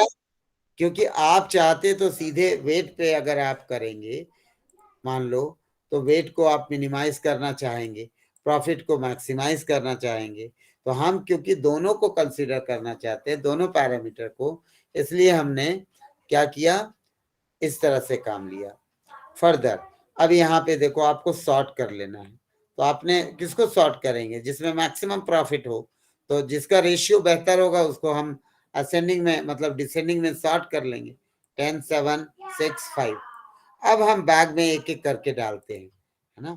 अब ये आपका कोई नैपसैक है जिसकी कैपेसिटी है 60 किलोग्राम, है ना। इस तरह से मान लो 60 किलोग्राम का है। अब 10 है ना। तो 10 जो है वो तो प्रॉफिट वेट रेशियो है क्या एक्चुअली ये 10 किसका है, आप ध्यान से देखो, ये वाला है वेट ना 10 किलोग्राम का। आइटम बी, आप आइटम बी डाल रहे हैं इसमें, आइटम बी डाले, इसका वेट जो है वो क्या है, यहाँ से देखिएगा आप, अगर आप डालते हैं ये आइटम बी तो 10 किलोग्राम हो गया और इसका वेट क्या है 10, यानी अब आपके पास आपके बैग में कितना स्पेस खाली है, 50 किलोग्राम। इतनी बात समझ में आई 50 क्यों हुआ? और प्रॉफिट आपने कितना अर्न कर लिया है, 100। फर्दर अब आप ए को डालेंगे, ए का वेट क्या है 40, सो 40 + 10 क्या हो गया, 50 किलोग्राम। आप यहाँ लिखते जाएं इस तरह से, मैं दिखा रहा हूँ, कहीं भी डाउट होगा तो पूछिएगा, पहले मैं एक बार बता लेता हूँ। एक अच्छे से बैग बनाइए, ये 60 किलोग्राम आइटम बी आपने डाला और आपने यूज कर लिया 10 किलोग्राम, है ना। फिर आपने आइटम ए डाला है इस बैग में and you have used 40 kilogram. Now total weight जो आपने यूज कर लिया है वो है 50 किलोग्राम। अब बचा है आपके पास सिर्फ 10 किलोग्राम और आपने प्रॉफिट कितना अर्न कर लिया इसमें, $100 मान लो या रुपीज मान लो, जो भी मानो, ये $100 और ये $280, यानी टोटल आपने अर्न कर लिया $380, है ना, 50 किलोग्राम के वेट में। Now you have only 10 kilogram left, है ना। ना अब यहाँ बोलता है आप क्या करेंगे, तो क्योंकि ये फ्रैक्शनल नैपसैक है, यानी ऐसा चीज है आपके पास जिसको आप फ्रैक्शन में ले जा सकते हैं। अगर टोपाज होगा या पुखराज होगा, यानी येलो सफायर होगा, नीलम होगा, स्टोन है, यानी हमारे पास वो प्रॉब्लम नहीं है इंटीजर नैपसैक का, जहाँ पे हम ब्रेक नहीं कर सकते आइटम को। यहाँ पे ब्रेक कर सकते हैं, लेकिन एक टेलीविजन है, उसको ब्रेक करके तो नहीं ले सकते ना, तो उसको कंप्लीट डालना पड़ता है। तो उस तरह के केस को बोलते हैं इंटीजर नैपसैक प्रॉब्लम, जबकि यहाँ पे आपका फ्रैक्शनल नैपसैक है। तो अब आपके पास अगला है वो देखिए क्या है, C, item C, and the weight is 20 kilogram, but we have only 10 kilogram left. तो इसका हाफ डालेंगे, यानी C का 1/2, है ना। वही ये बोल रहा है कि अब हमारे पास 10 बचा है और टोटल C का वेट है 20, तो 10/2 मतलब हाफ हो गया, और आपके पास क्या है ये 20। मेरी बात समझिए, 10 + 40, और आप हाफ अमाउंट ले रहे हैं आइटम सी का, जिसका वेट क्या है 20 है। मतलब टोटल पार्शियली सर, हाँ मतलब पार्शियली इनपुट डाल सकते हैं हम उसमें ना? हाँ, फ्रैक्शन में डाल सकते हैं। मेरे बात समझो, item C weight is 20 kilogram. So because we have only 10 kilogram left, so we cannot put all complete item C. We can just put only a fraction of item C, which is 10 + 40 तो हमारा already है because of item A and B. And now half of item C. Half को लिखने का तरीका ये है, 10/20 आप लिखिए, यानी जितना आपका बचा हुआ है स्पेस यानी जगह, और जो टोटल वेट है, और यानी weight remaining by total weight into total weight, है ना। तो ये हो गया 60। यानी अब आपने पूरा नैपसैक अपना बैग भर लिया, है ना।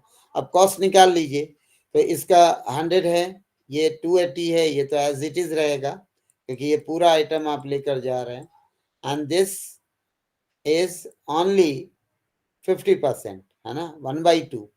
तो 1/2 इंटू जो भी गुना कर दीजिए, जो भी इसका ये प्रॉफिट है, तो इसका प्रॉफिट है 120, तो यहाँ पे हो गया 120।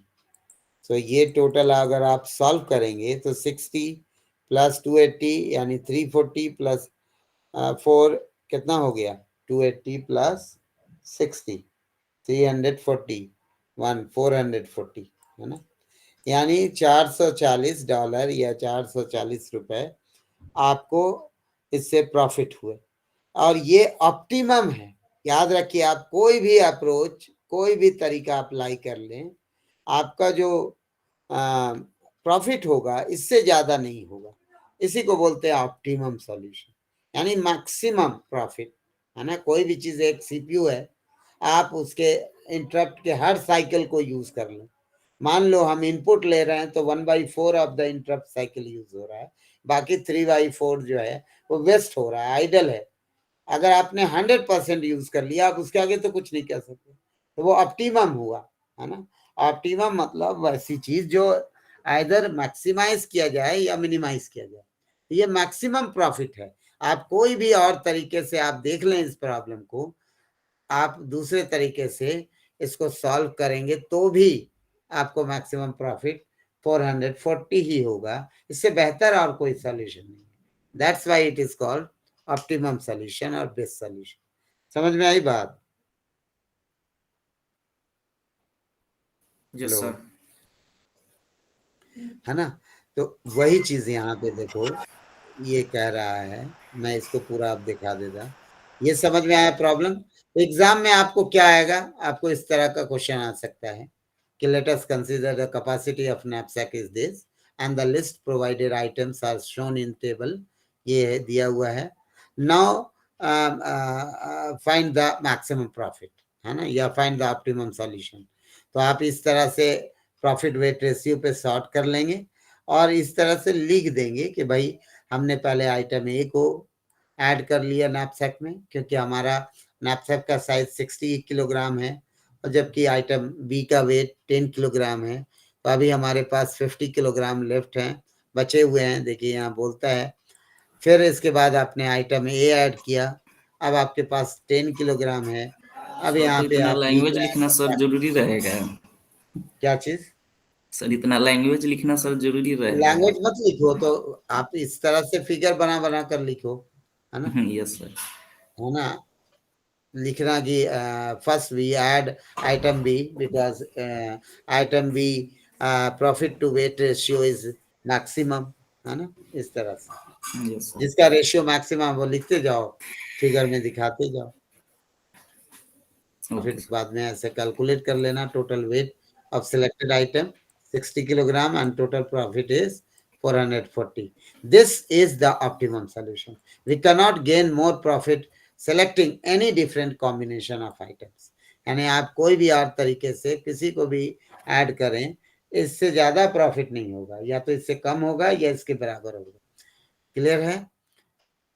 तो अब यहां से देखिए व्हाट इज ग्रीडी अप्रोच, है ना। तो ग्रीडी कहता है कि एक ऐसा तरीका सॉल्यूशन का जो पूरे ग्लोबल सॉल्यूशन को नहीं देखता है, सिर्फ लोकल को। अभी जो अच्छा है उसको ले लेंगे। जैसे देखिए आपने आइटम ए को डाल लिया अपने बैग में, और उसके बाद फिर आइटम बी को डाला, है ना, फिर आइटम सी को डाला।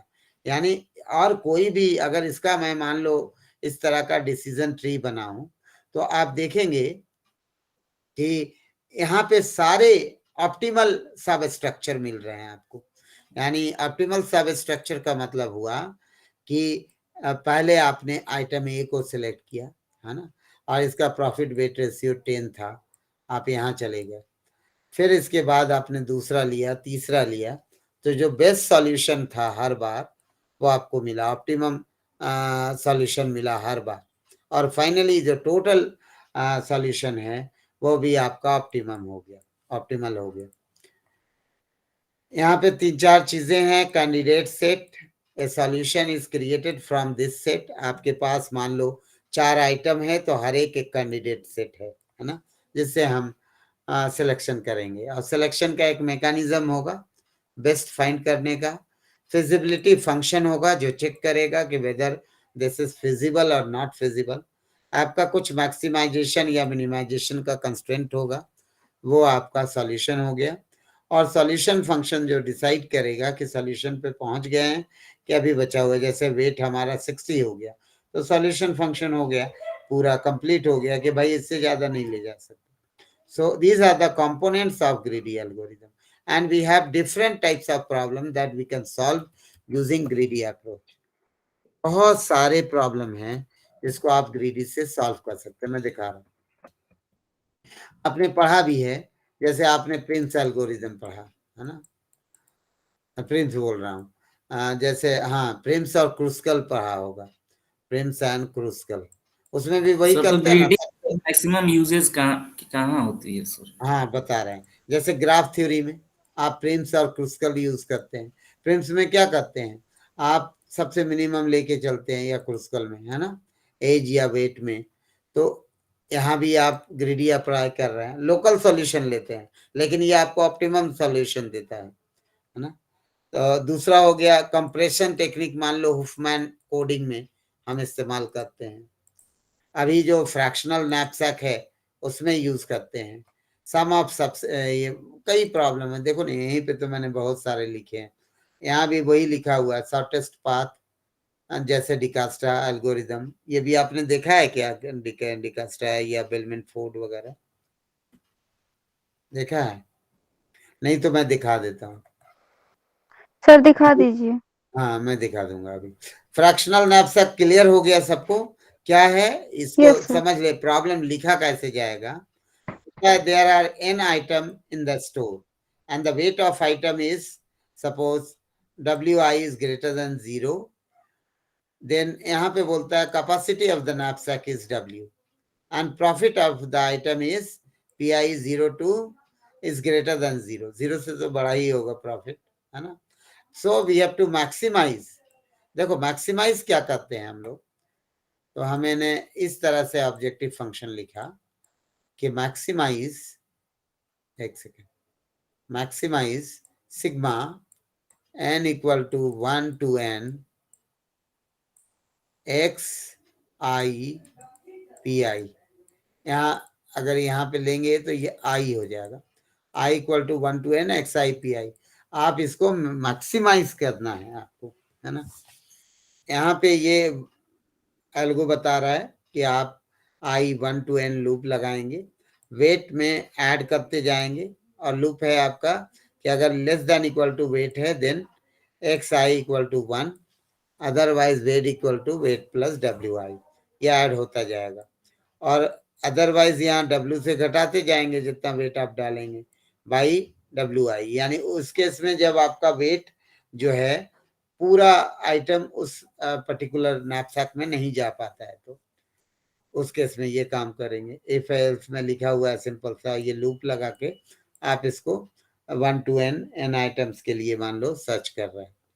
एनालिसिस करेंगे तो आप पाएंगे कि ये लूप 1 to n, क्योंकि एक लूप है, अभी आपने देखा है n तक है, तो इसकी कॉम्प्लेक्सिटी क्या होगी, बिग ऑफ n होगी, है ना, क्योंकि ये लूप 1 to n चल रहा है। अब इसका ये न्यूमेरिकल है, इस तरह से पढ़िए। दूसरा क्वेश्चन देखिए, जॉब सीक्वेंसिंग का है। जॉब सीक्वेंसिंग एक प्रॉब्लम है जिसमें हम ग्रीडी अप्रोच से ऑप्टिमम सॉल्यूशन निकाल सकते हैं। So in job sequencing, the objective is to find sequence of job which is completed within their deadline and give maximum profit, है ना, जिसमें मैक्सिमम प्रॉफिट हो। यानी कौन सा ऐसा काम आप करेंगे जिसमें मैक्सिमम प्रॉफिट हो। अब इस क्वेश्चन को भी समझें इस तरह से, late us consider a set of given jobs, है ना, टेबल में दिया हुआ। We have to find a sequence of job which will be completed within their deadline and will give maximum profit. If job is associated with a deadline and profit. यहाँ देखो दिया हुआ J1, J2, J3, J4, J5। मान लो ये काम है छोटा छोटा जो आपको मिला। मान लीजिए किसी ने कहा कि एक मंथ के अंदर आपको क्या करना है, मान लो एक ट्यूशन पढ़ाने हैं और उसमें आपको प्रॉफिट मिलेगा 60, है ना, लेकिन डेडलाइन ये है कि मैक्सिमम 2 महीने में आपको कंप्लीट कर लेना है ये काम। ये डेडलाइन है कि 2 महीने से ज्यादा होगा आपको पैसे नहीं मिलेंगे। ये दूसरा कोई जॉब है जो 1 मंथ का है ना, यानी इसका डेडलाइन है 1 मंथ एंड इसका प्रॉफिट है 100। इसी तरह J3, J4, J5 आपको 5 काम एक साथ मिल जाते हैं वर्क ऑर्डर, मान लो। अब ये 5 काम करने हैं, सबके डेडलाइन लिखे हुए हैं, सबके प्रॉफिट लिखे हुए हैं। आप एक बिजनेसमैन, आप चाहते हैं कि मैक्सिमम प्रॉफिट आपको हुआ, कैसे उसको निकालेंगे, है ना, यानी ये मैक्सिमाइजेशन का प्रॉब्लम है। इसलिए ये ऑप्टिमम, यहाँ पे भी हम इसको बोलेंगे ऑप्टिमम, है ना, ऑप्टिमल सॉल्यूशन। तो यहाँ पे देखिए हमने क्या किया, जॉब को प्रॉफिट जिसमें ज्यादा है उसके हिसाब से सॉर्ट कर लिए पहले। कभी भी याद रखें, अगर आप मैक्सिमाइज करना चाह रहे हैं तो डेफिनेटली हमारा जो ग्रीडी है वो सबसे अच्छे वाले को पहले ले लेगा, है ना, फिर उससे आगे बढ़ेगा, फिर आगे बढ़ेगा। इस तरह से वो हमेशा ऑप्टिमल सब स्ट्रक्चर फॉलो करते हुए फाइनली ऑप्टिमम सॉल्यूशन की तरफ जाएगा। तो ये 100 को ले लिया आपने, ठीक है, 1 महीना आपका चला गया। याद रखिए आपके पास डेडलाइन जो था 1 मंथ का था। मान लो ये J2 जो है 1 मंथ लगा इसको कंप्लीट होने में। आप अज्यूम कर लीजिए कि हर एक जॉब जो है वो 1 मंथ में कंप्लीट होता है। तो हर जॉब का 1 मंथ में कंप्लीट होता है और डेडलाइन भी 1 मंथ है। तो पहला मंथ तो आपने $100 कमाए, किससे, जॉब 2 को कंप्लीट करके।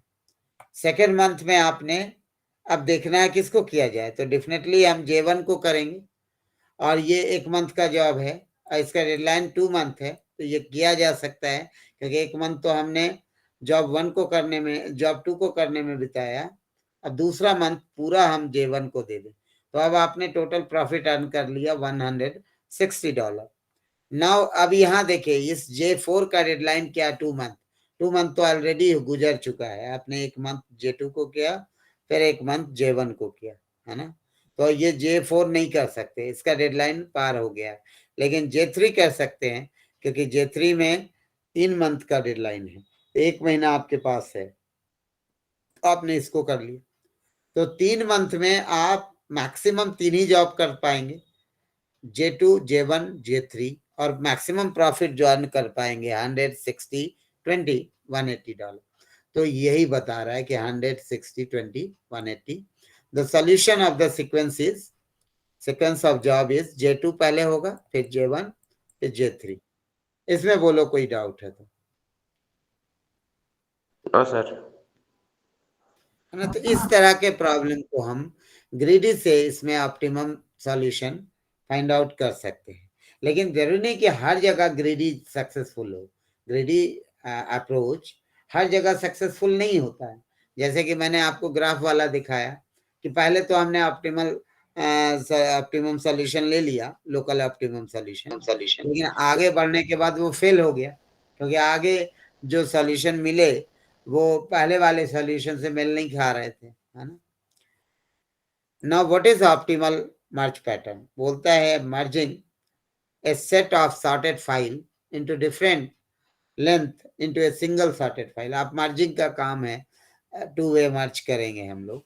मान लो कि किसी मैग्नेटिक टेप में P रिकॉर्ड है, दूसरे मैग्नेटिक टेप में Q रिकॉर्ड्स है, we want to add this two records together, है ना, तो इसको मर्ज बोलते हैं। अब जैसे मान लो ये क्वेश्चन देखो, late us consider a given file F1, F2, F3, F4 and F5। आपके पास 5 फाइल है, F1 पहला फाइल, F2, और उसमें कितने रिकॉर्ड हैं ये दिए हुए हैं, है ना। यानी उसके अंदर मान लो इतने एलिमेंट है, एलिमेंट मतलब तुम रिकॉर्ड ही समझो, तो रिकॉर्ड है। नाउ अगर मर्जिंग आप स्टार्ट करते हो, लाइक मर्ज M1, सबसे पहले क्या करोगे, मर्ज करोगे F1 और F2 को, तो मर्जिंग में क्या टाइम लगेगा, 20 रिकॉर्ड इसमें, 30 रिकॉर्ड इसमें, टोटल 50 रिकॉर्ड हुए, ठीक है। यानी हर में रिकॉर्ड में मान लो 1 यूनिट ऑफ टाइम लग रहा है, तो 20 + 30 कितना हो गया, 50। फर्दर अब जो मर्ज फाइल बना M1, उस M1 में हम अगला जो फाइल है उसको अटैच कर देंगे। सो M1 एंड F3 इज 50, जो अभी तक M1 का साइज है, और +10 इज F3 साइज, है ना, इस तरह से। इसी तरह फिर आगे बढ़ेंगे आप, तो M3 is 60 plus next file. मैं करके दिखाता हूँ, नहीं तो कंफ्यूजन होगा। ये कोई मेथड यूज नहीं कर रहे हैं, जिस ऑर्डर में मिला है उस ऑर्डर में कर रहे हैं। बाद में हम इसमें दिखाएंगे आपको कि ऑप्टिमल सॉल्यूशन क्या होता है अगर ग्रीडी अप्रोच अप्लाई करते हैं। तो ये वाला आपका प्रॉब्लम है ना, इसको यहाँ रख लेते हैं। नाउ F1, एक काला नहीं ब्लैक यूज करते हैं, ये रेड, 5 फाइल को आपको मर्ज करना है, बहुत सिंपल है।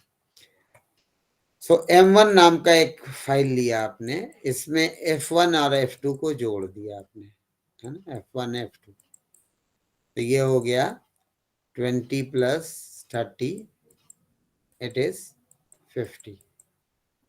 फर्दर अब यहाँ M1 को आप मर्ज करेंगे F3 के साथ, क्योंकि आपको 5 को जोड़ने हैं, आप 2-2 करके जोड़ रहे हैं, 2 वे मर्जिंग कर रहे हैं, और ये नया जो फाइल मिलेगा वो M2 होगा मान लो। तो ये M1 का साइज तो ऑलरेडी 50 है, इसमें 50 रिकॉर्ड है, एंड F3 इज 10, तो हो गया 60, है ना, 60। देन M3 एक ले लिया, M3 is nothing but M2 plus F4, so it is 60 plus 5, 65। इतनी बात समझ रहे हैं आप लोग? Yes sir. अच्छा, फिर आगे बढ़ते हैं। M4 is M3 plus F5, so 65 plus 30, so it is 95। यानी 95 यूनिट, मान लो एक रिकॉर्ड में 1 यूनिट लगा, तो 95 यूनिट तो मेरा खर्च हो गया, है ना। यानी इसमें जो कॉस्ट है, अच्छा सबको नहीं, ऐसे थोड़ी जोड़ेंगे, ऐसे ही 95 नहीं हुआ, टोटल टाइम कितना लगा, यहाँ पे 50 लगा, ये 60 हुआ, ये 65 हुआ, ये 95 हुआ। जब सबको आप ऐड करेंगे तो टोटल टाइम आपका क्या लग रहा है, 270, है ना। सो बोलता है क्या ये बेहतर सोल्यूशन है, बेटर सोल्यूशन है कोई और? चलो ग्रीडी अप्रोच इस्तेमाल करते हैं। ग्रीडी में हम क्या करेंगे, सॉर्ट कर देंगे डिसेंडिंग ऑर्डर में।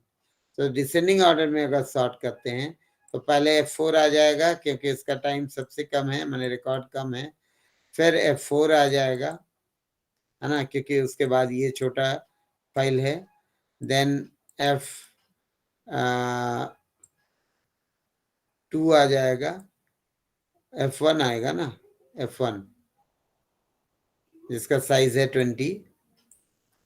देन F4 आएगा। अच्छा देखिए, आप समझिएगा, ये थोड़ा गड़बड़ हो गया, मैं लिख रहा हूँ। पहले हम लोग लिख लें F1 F2 F3 F4। पहले लिख लो 5 10 20 30, ऐसे लिख दिया। अब F1 देखिए क्या है, 20, तो 20 में F1 लिख दीजिए। F2 देखिए क्या है, 5 क्या है आपका, 5 है F3, ये हो गया F3। देन 10 क्या है आपका,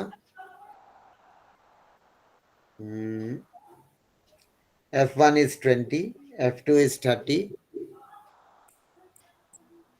F3 is 10,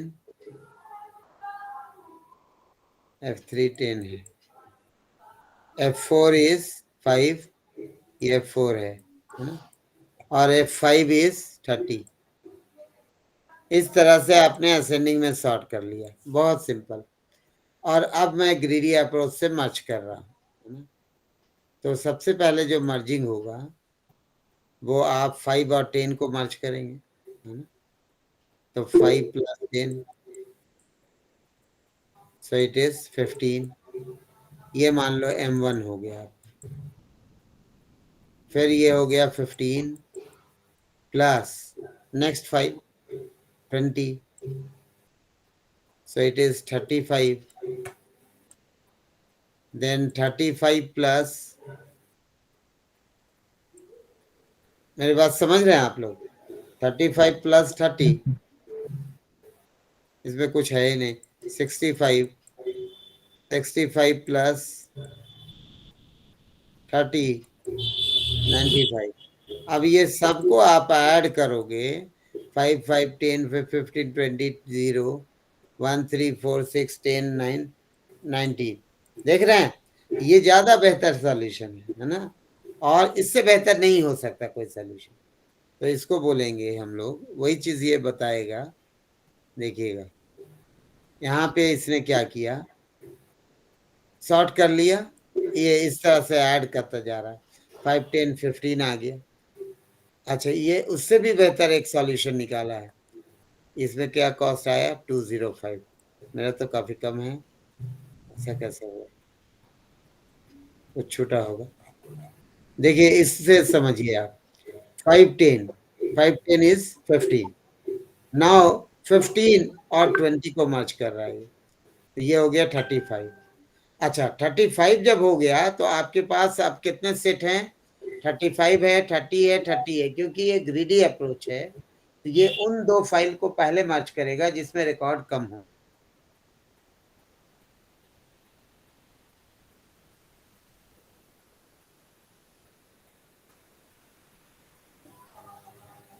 yes, 30 is 6। ये क्यों मर्ज हुआ पहले,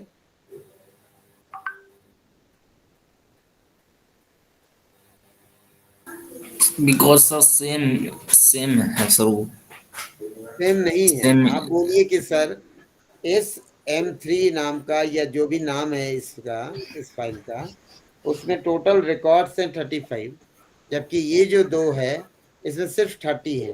तो ग्रीडी अप्रोच कहता है कि अगर कॉस्ट को मिनिमाइज कर रहे हैं हम लोग, तो हम मिनिमम को लेंगे ना। तो हम पहले दो मिनिमम, यानी जो ऑप्टिमल होगा, ऑप्टिमल सब structure, optimal local optimal solution, उसको लेंगे। ये हो गया 30 सर। तो सेम वैल्यू में कैसे सर मिनिमम सर फाइंड करेंगे, वो तो सर अभी ऐड दिखा करने, देते हैं। चलिए वो तो ऐड करने पड़ेगी मैं सर। आपको समझाता हूँ।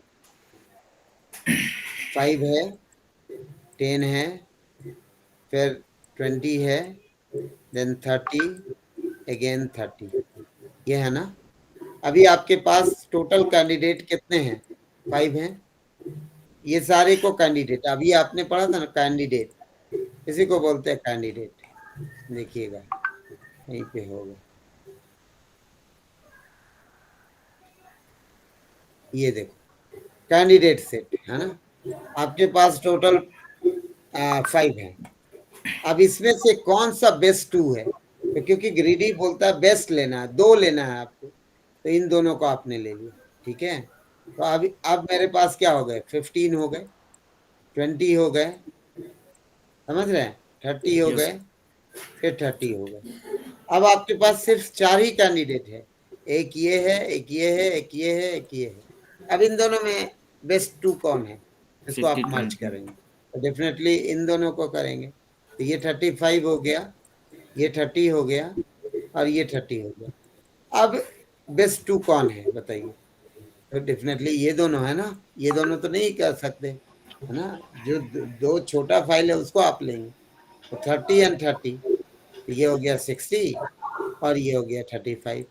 अब फाइनली इन दोनों को मर्ज कर देंगे, समझ रहे हैं ना, ये बोल रहा है, क्लियर है। Yes, sir. देखिएगा आप इसको ध्यान से देखिए, ये वाला वही चीज इसने लिखा, 15 5 10 से 15 हो गया, देन आपने 15 को 20 के साथ ऐड कर दिया, ये 35 हो गया। अब ये पहले क्यों 30 30 हो रहा है, क्योंकि इन तीनों में 2 बेस्ट, यानी जो 2 छोटे फाइल को लेना है इसको, जिससे कि वो मिनिमाइज कर सके टोटल ऑपरेशंस को। तो ये 60 हो गया, 30 एंड 30, फर्दर इन दोनों को ऐड कर लेगा 95। तो टोटल कितने एडिशन हुए, 15 हुआ पहला, देखिएगा पहले हमने क्या किया 15, फिर 15 और 20 ऐड हुआ है तो 35 हो गया, फिर 35 और 30 ऐड हुआ है, तो सॉरी 30 30 60 ऐड हुआ है, और फिर 35, है ना। तो इस तरह से अगर सारे सॉल्यूशन को ऐड कर लेंगे, यानी पहले 15 आपने मिला, फिर 35 मिला, then 60 and finally plus 35 is 95।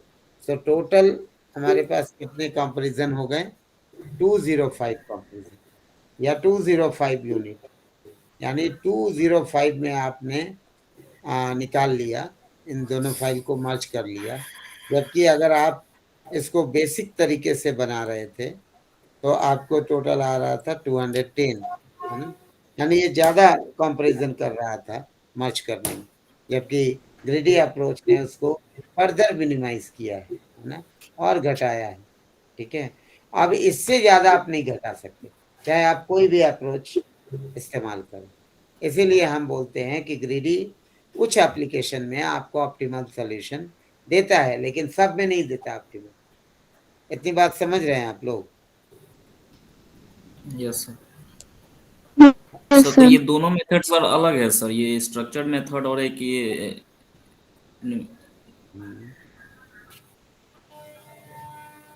क्या स्ट्रक्चर्ड मेथड सर, जो एक बाई स्ट्रक्चर एक सॉल्व जो किया है सर, वो ग्रीडी टेक्निक वाला है। ओ फिगर बनाकर, यस सर। आपको मन हो जैसे भी बना के दिखाइए, उसमें ऐसा कुछ नहीं, वो तो ज्यादा आसान लगे स्टूडेंट को इसलिए ऑथर ने वैसे दिखा दिया, ऐसा कुछ भी नहीं कि वैसे ही करना, आप जैसे भी दिखा सकते, ठीक है ना। वो कोई एक फिक्स तरीका नहीं होता, आप उसको टेबल में बना के दिखा दीजिए, आप उसको जैसे चाहे वैसे दिखा सकते, समझ रहे हैं ना। इसको ऐसे दिखाइए, ये भी तो क्लियर ही लग रहा है, उतना लंबा करने की क्या जरूरत। एक्सक्यूज मी सर, बोलिए सर उसका एक का पहले का आंसर 210 है, उसका सेकंड वाला का 225, इसमें डिफरेंस क्यों हुआ सर? 205 है ना, इसलिए हाँ। डिफरेंस हो गया। आप खुद देखिए, आपने यहाँ पे क्या किया, 510, ये तो 15 ही आया, ये 35 ही आया, लेकिन क्योंकि हम पिछले वाले में 35 और 30 को मर्ज कर दिए, यानी लोकल ऑप्टिमम नहीं लिया, हमें जिस सीक्वेंस में मिला उस सीक्वेंस में यूज कर लिया, समझ रहे हैं ना। तो इसलिए हमारा टोटल कंपैरिजन बढ़ गया, जबकि उसमें हमने ऑप्टिमल पहले इस दोनों 30 को मर्ज कर लिया, फिर उसके साथ मर्ज किया, ओके समझ रहे हैं। यस तो लोकली ऑप्टिमाइज करते जा रहे हैं, लोकल ऑप्टिमल सॉल्यूशन, और उससे ग्लोबल तक पहुंच रहे हैं। यस। अच्छा देखो, अब ये ऑप्टिमल स्टोरेज ऑन टेप, कई प्रॉब्लम है, देखो 1-2 प्रॉब्लम नहीं है ग्रीडी में, ग्रीडी में सारे इंपॉर्टेंट है, एग्जाम में बोलिए कौन आएगा, सब आएगा, एक थोड़ी पढ़ने बोला गया है, उसमें प्रिम्स भी आएगा, उसमें क्रूस्कल्स भी आएगा, उसमें डेकास्ट्रा भी आएगा, उसमें बेलमैन फोर्ड भी आएगा, उसमें हुफमैन कोडिंग भी आएगा, उसमें ऑप्टिमल स्टोरेज ऑन टेप भी आएगा, उसमें जॉब शेड्यूलिंग भी आएगा, उसमें फ्रैक्शनल नैपसैक भी आ सकता है, उसमें अभी जो आप कर रहे थे वो भी आएगा, यानी कोई भी मर्जिंग का भी आएगा। तो मतलब ये है कि एग्जाम में उस अप्रोच से जितने तरह के प्रॉब्लम सॉल्व हो सकते हैं वो आपको पूछा जा सकता है कि भाई बोलेगा कि ये हमारा प्रॉब्लम है, इसे ग्रिडी अप्रोच से सॉल्व करना, ठीक है, तो आपको वो उससे सॉल्व करना पड़ेगा। यहाँ देखिए ये बोलता है optimal storage on tape, given program is stored on computer tape and length of each program is where to find the order in which the program should be stored in the tape for which the mean retrieval time is minimized। देखो tape magnetic tape है, उसमें store करना है और retrieval time को minimise करना है, इस क्वेश्चन में यही है। इनपुट मान लो n इक्वल टू 3, 5 3 10 है, तो बोलता है मिनिमम रिट्रीवल टाइम क्या होगा, यानी किस तरह से स्टोर करेंगे कि रिट्रीवल टाइम कम हो। क्वेश्चन देखिए पहले, ये वाला क्वेश्चन को पूरा पढ़िए। A magnetic tape provide only sequential access of data, ये तो आप जानते हैं, पुराने वक्त में आप मैग्नेटिक टेप यूज करते थे, आप ऑडियो कैसेट भी यूज किए हैं, वो भी मैग्नेटिक टेप था, ऑडियो कैसेट है ना, सीडी की तरह नहीं होता है। तो fifth song from the tape can't be just directly played, है ना, आप पांचवा गाना तो नहीं सुन सकते हैं डायरेक्ट। बोलता है the length of the first 4 song must be ट्रेवर्स to play the fifth song. So in order to access certain data, head of the tape should be positioned accordingly. Now suppose there are 4 songs in the tape, 5 7 3 2 minutes। मान लो पहला song का कितना time है, play time 5 है, then 7, then 3, then 2 minutes, ऐसा मान लो कोई 4 गाना है आपके पास, है ना। In order to play the 4th song, we need to traverse an audio length of 5 7 3 15 minutes, है ना। आप मान लो ये गाना सुनना चाहते हो 4th song, so you have to traverse your tape and position your head at this location, है ना। इसको तो पार करना पड़ेगा ना, तो वही उसको रिड्यूस कैसे करें, क्योंकि आप देखो अगर जिस ऑर्डर में दिया हुआ है गाना, मान लो ये पहले मिला, ये मिला, ये मिला, ये मिला, तो आप अगर पहले इस सॉन्ग को रिकॉर्ड कर दोगे, यानी उसमें स्टोर कर दोगे, फिर ये फिर ये फिर ये, तो इस गाना को सुनने के लिए आपको टोटल रिट्रीवल टाइम क्या चाहिए, 5 + 7 12 + 3 15, यानी 15 मिनट के बाद ही ये सॉन्ग आपको सुनने को मिलेगा। तो क्या कोई ऐसा तरीका है जिससे हम रिट्रीवल टाइम को कम कर सके, तो इसमें भी वही ग्रीडी अप्रोच लगाएंगे हम, यानी इसको पहले बिना ग्रीडी के सॉल्व करते हैं। तो यहाँ बोल रहा है टोटल रिट्रीवल टाइम और मीन रिट्रीवल टाइम। तो मान लो पहले इस तरह से ऑर्डर देखो 1 2 3, यानी आप जिस ऑर्डर में दिया है, किस ऑर्डर में दिया है 2 5 4, बोलता है suppose there are 2 program of length 2 5 4 respectively, so there are 3 factorial possible storage order of storage। नहीं, अगर आपके पास 3 आइटम हैं तो आप कितने तरीके से उसको स्टोर कर सकते हैं, 3 फैक्टोरियल, यानी 6 तरीके से। ये है आपका 1 पहला सॉन्ग, ये दूसरा, ये तीसरा, 1 2 3। अगर जिस ऑर्डर में दिया है उसी ऑर्डर में करते हैं तो क्या होगा बताओ, 1 2 3, तो 1 का टाइम क्या है 2, दूसरे का रिट्रीवल टाइम क्या होगा 2 + 5, क्योंकि इसे 5 सेकेंड चाहिए, 5 मिनट चाहिए प्ले होने के लिए, और 2 मिनट इसको वेट करना पड़ेगा, है ना, यानी यहाँ तक पहुंचना होगा, ट्रेवर्स करना पड़ेगा। So total time for this song is 2 + 5, and for this song, for third song, you have to traverse the first and second song, है ना। So this is 2 + 5 + 4, so it is equal to 20। इतनी बात समझ रहे हैं आप लोग? Yes sir. अच्छा, तो इसका एवरेज निकालोगे भाई, तीन गाने हैं, 3 से डिवाइड कर दिया, सो 20/3। अच्छा, अगर कॉम्बिनेशन ये लेते हैं 132, तो देखो आपका 19/3 आ रहा। अलग अलग जो आपके सारे कॉम्बिनेशन से पॉसिबल तरीके हैं, उससे आपने जब अरेंज किया तो ये अरेंजमेंट जो है p फैक्टोरियल, तो यहाँ पे हो गया आपका ये अलग अलग। तो इनमें सबसे अच्छा कौन है? तो आप देखेंगे सबसे अच्छा जो है 19/3 है। ये इसलिए पॉसिबल हुआ क्योंकि हमने ग्रीडी अप्रोच यूज किया। ग्रीडी अप्रोच क्या कहता है कि मिनिमाइज करना है मुझे, तो जो सबसे छोटा प्ले टाइम है जिस सॉन्ग का, उसको पहले रखेंगे, फिर 3 वाले को, यानी पहले 1 रखेंगे, फिर 3, फिर 2। सो 132 में हमें सबसे बेहतर मिल रहा है। वही चीज यहाँ लिखा है, देखो। In this example, the first program length is added n times, the second n-1 जो भी है. So the length of the program should be sorted in increasing order. That is why, that is the greedy algorithm, है ना? greedy कहता ही है कि आप local solution को ऑप्टिमाइज करें, और लोकल सोल्यूशन ऑप्टिमाइज होगा तो ग्लोबल भी ऑप्टिमाइज हो जाएगा। ये उसका कंसेप्ट है, भले ही हो या ना हो। कुछ केसेस में हो जाएंगे, कुछ केसेस में नहीं हो जाएंगे। अभी हम उन प्रॉब्लम्स की चर्चा कर रहे हैं जहां ग्रेडी सॉल्यूशन एप्लीकेबल है, यानी ये आपको ऑप्टिमम सॉल्यूशन देता है। लेकिन कुछ ऐसे भी प्रॉब्लम होंगे जहां पे ग्रेडी फेल हो जाएगा, ग्रेडी आपको ऑप्टिमल सॉल्यूशन नहीं देगा। ये क्लियर हो गया सर? इसमें ग्रीडी एल्गोरिथम किस पर्पस में इसको यूज करें, कैसा प्रॉब्लम सॉल्व करने के लिए? देखिए, प्रॉब्लम तो बहुत सारे हैं, है ना? जहां पे आपको ऐसा फील हो, जैसे मान लो मैंने एग्जांपल कल बताया कि आपने एक किसी शॉप पे कुछ खरीदा आइटम, मान लो वेजिटेबल शॉप पे आपने वेजिटेबल्स लिए और आपके पास चेंज नहीं था, आपने 100 का नोट दिया। तो ये तो सबसे कॉमन सॉल्यूशन है। तो जो सब्जी वाली है वो आपको रिटर्न कर रही है पैसा, 100 रुपये में आपने मान लो 26 रुपए की खरीदारी की, है ना? तो 26 रुपए में वो करेंसी आपको लौटाएगी, तो वो किस डिनोमिनेशन की लौटाएगी कि मिनिमम करेंसी वो लौटाए, तो वो आपको पहले 50 रुपये देती है।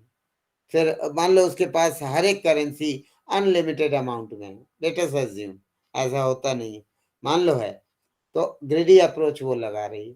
पहले 50 का नोट उसने दिया, फिर 20 का नोट उसने दिया, फिर उसने 4 रुपए दिए आपको, या 6 रुपये अगर है तो 5 का नोट दिया, फिर 1 का नोट दिया, है ना? मतलब ये है कि वो करेंसी को मिनिमाइज करके देते हैं, आप भी यही करते हैं। तो इस तरह के केसेस में ग्रेडी एप्लीकेबल है ना, हर जगह नहीं। जैसे ये जितने प्रॉब्लम मैं बता रहा हूँ, यही आपको ग्रेडी के लिए सुटेबल हैं। बाकी के दो प्रॉब्लम्स है उसमें तो अलग अलग अप्रोच देखेंगे, कहीं पे डायनेमिक प्रोग्रामिंग है, कहीं पे बैक ट्रैकिंग अप्लाई करेंगे, है ना? तो इसमें हम ग्रेडी अप्रोच यूज करेंगे। अब वो तो अप्लाई करके देखना पड़ेगा। मान लो कोई एकदम नया प्रॉब्लम आप ले लिए, तो उसमें तो अप्लाई करके अलग अलग अप्रोच से देखना पड़ेगा। अगर ऑप्टिमम सॉल्यूशन देगा ग्रेडी तभी ना, नॉर्मली नहीं देगा, है ना? कॉम्प्लेक्स नेचर के कॉम्बिनेटरियल प्रॉब्लम हुए, मान लो कोई ग्राफ कलरिंग प्रॉब्लम हो गया, तो उस केस में अप्लाई ही नहीं होगा ये एल्गोरिथम। ठीक है ना? Okay sir, thank you sir. तो ये वाला तो समझ में आया कैसे कैसे किया है हम लोगों ने ये सारे प्रॉब्लम। अच्छा, मैं तीसरा भी आपको नोट्स भेज रहा हूं, ग्राफ का है, इसको भी एक बार देखिएगा आप लोग। मैं एक क्वेश्चन पहले बता देता हूं। जैसे हमने कहा डाइकास्ट्रा एल्गोरिथम, तो हम डाइकास्ट्रा एल्गोरिथम करके दिखाते हैं।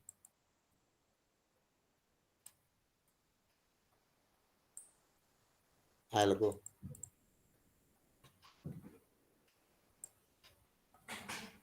ये कहता है, मान लो कोई सोर्स है और कोई डेस्टिनेशन है, तो सोर्स से डेस्टिनेशन जाने के कई तरीके हैं। मान लो ये ऑल पेयर शॉर्टेस्ट पाथ है, कई तरीके हैं।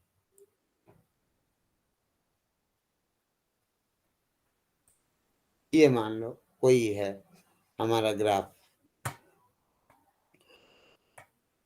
तो डाइकास्ट्रा क्या करता है किस तरह से ये काम करेगा उसी को देख रहे हैं कि यानी सोर्स से डेस्टिनेशन जाने के सबसे बेस्ट रूट कौन सा है ना। We have to find the minimum cost, है ना, route from source to destination. तो जैसे देखो, मान लो इसी में कुछ कॉस्ट डाल देते हैं हम लोग, 2 3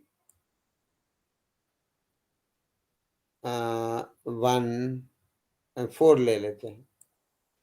फिर यहाँ पे 1 है और ये 1 है। ये मिनिमम था, इसको अब थोड़ा बढ़ा देता हूँ मैं, 4 कर देता हूँ ना, इस तरह से। या कोई एग्जांपल कहीं भी मिल जाएगा आपको, डिकास्टा का प्रॉब्लम आप लिखेंगे, डिकास्टा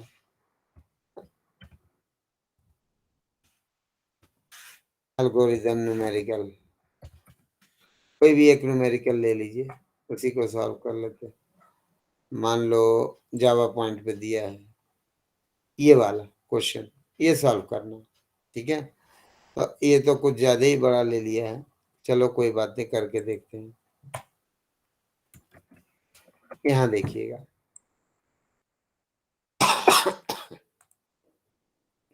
इस इमेज को मैं कॉपी ही कर लेता हूँ।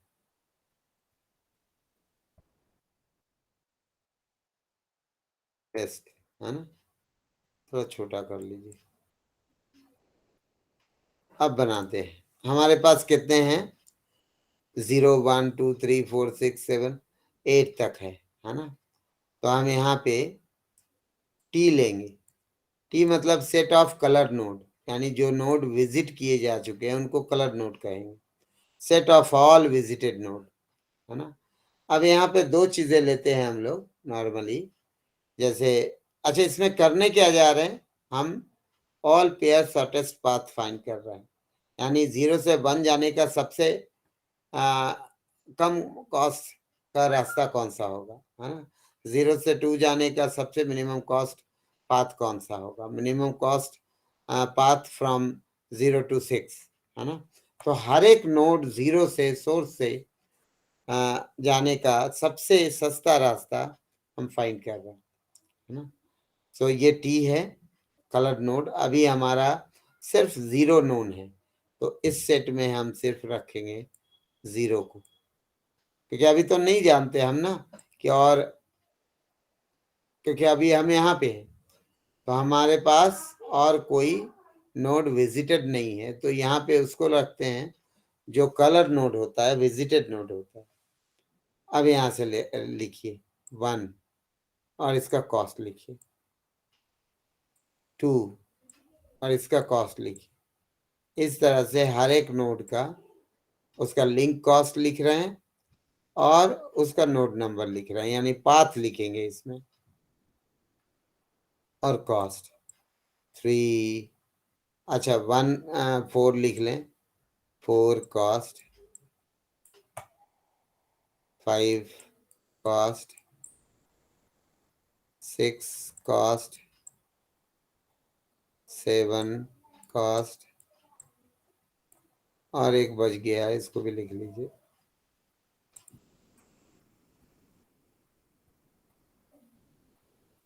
8 एंड कॉस्ट, है ना।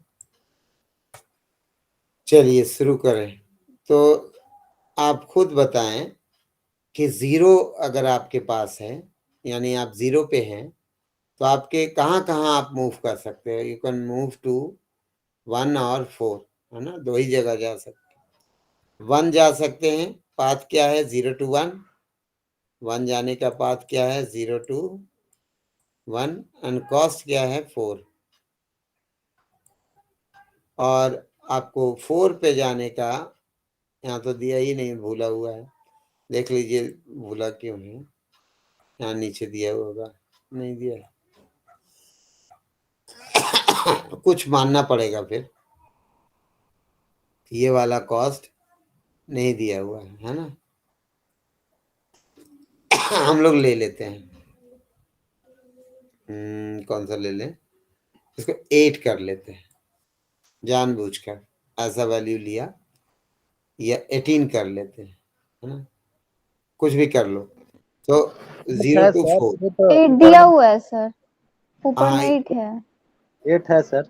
18 कर लीजिए। क्या मतलब है कि क्या मान लो ऑटो रिक्शा में बैठते हैं आप, तो स्टेशन से अशोक राजपथ अगर 10 रुपए में ले जाता है, कहीं और भी तो 10 रुपए में ले जा सकते हैं, तो वेट है ना, वो 2 हो सकता है एक ही का। ठीक है, समझ रहे ना?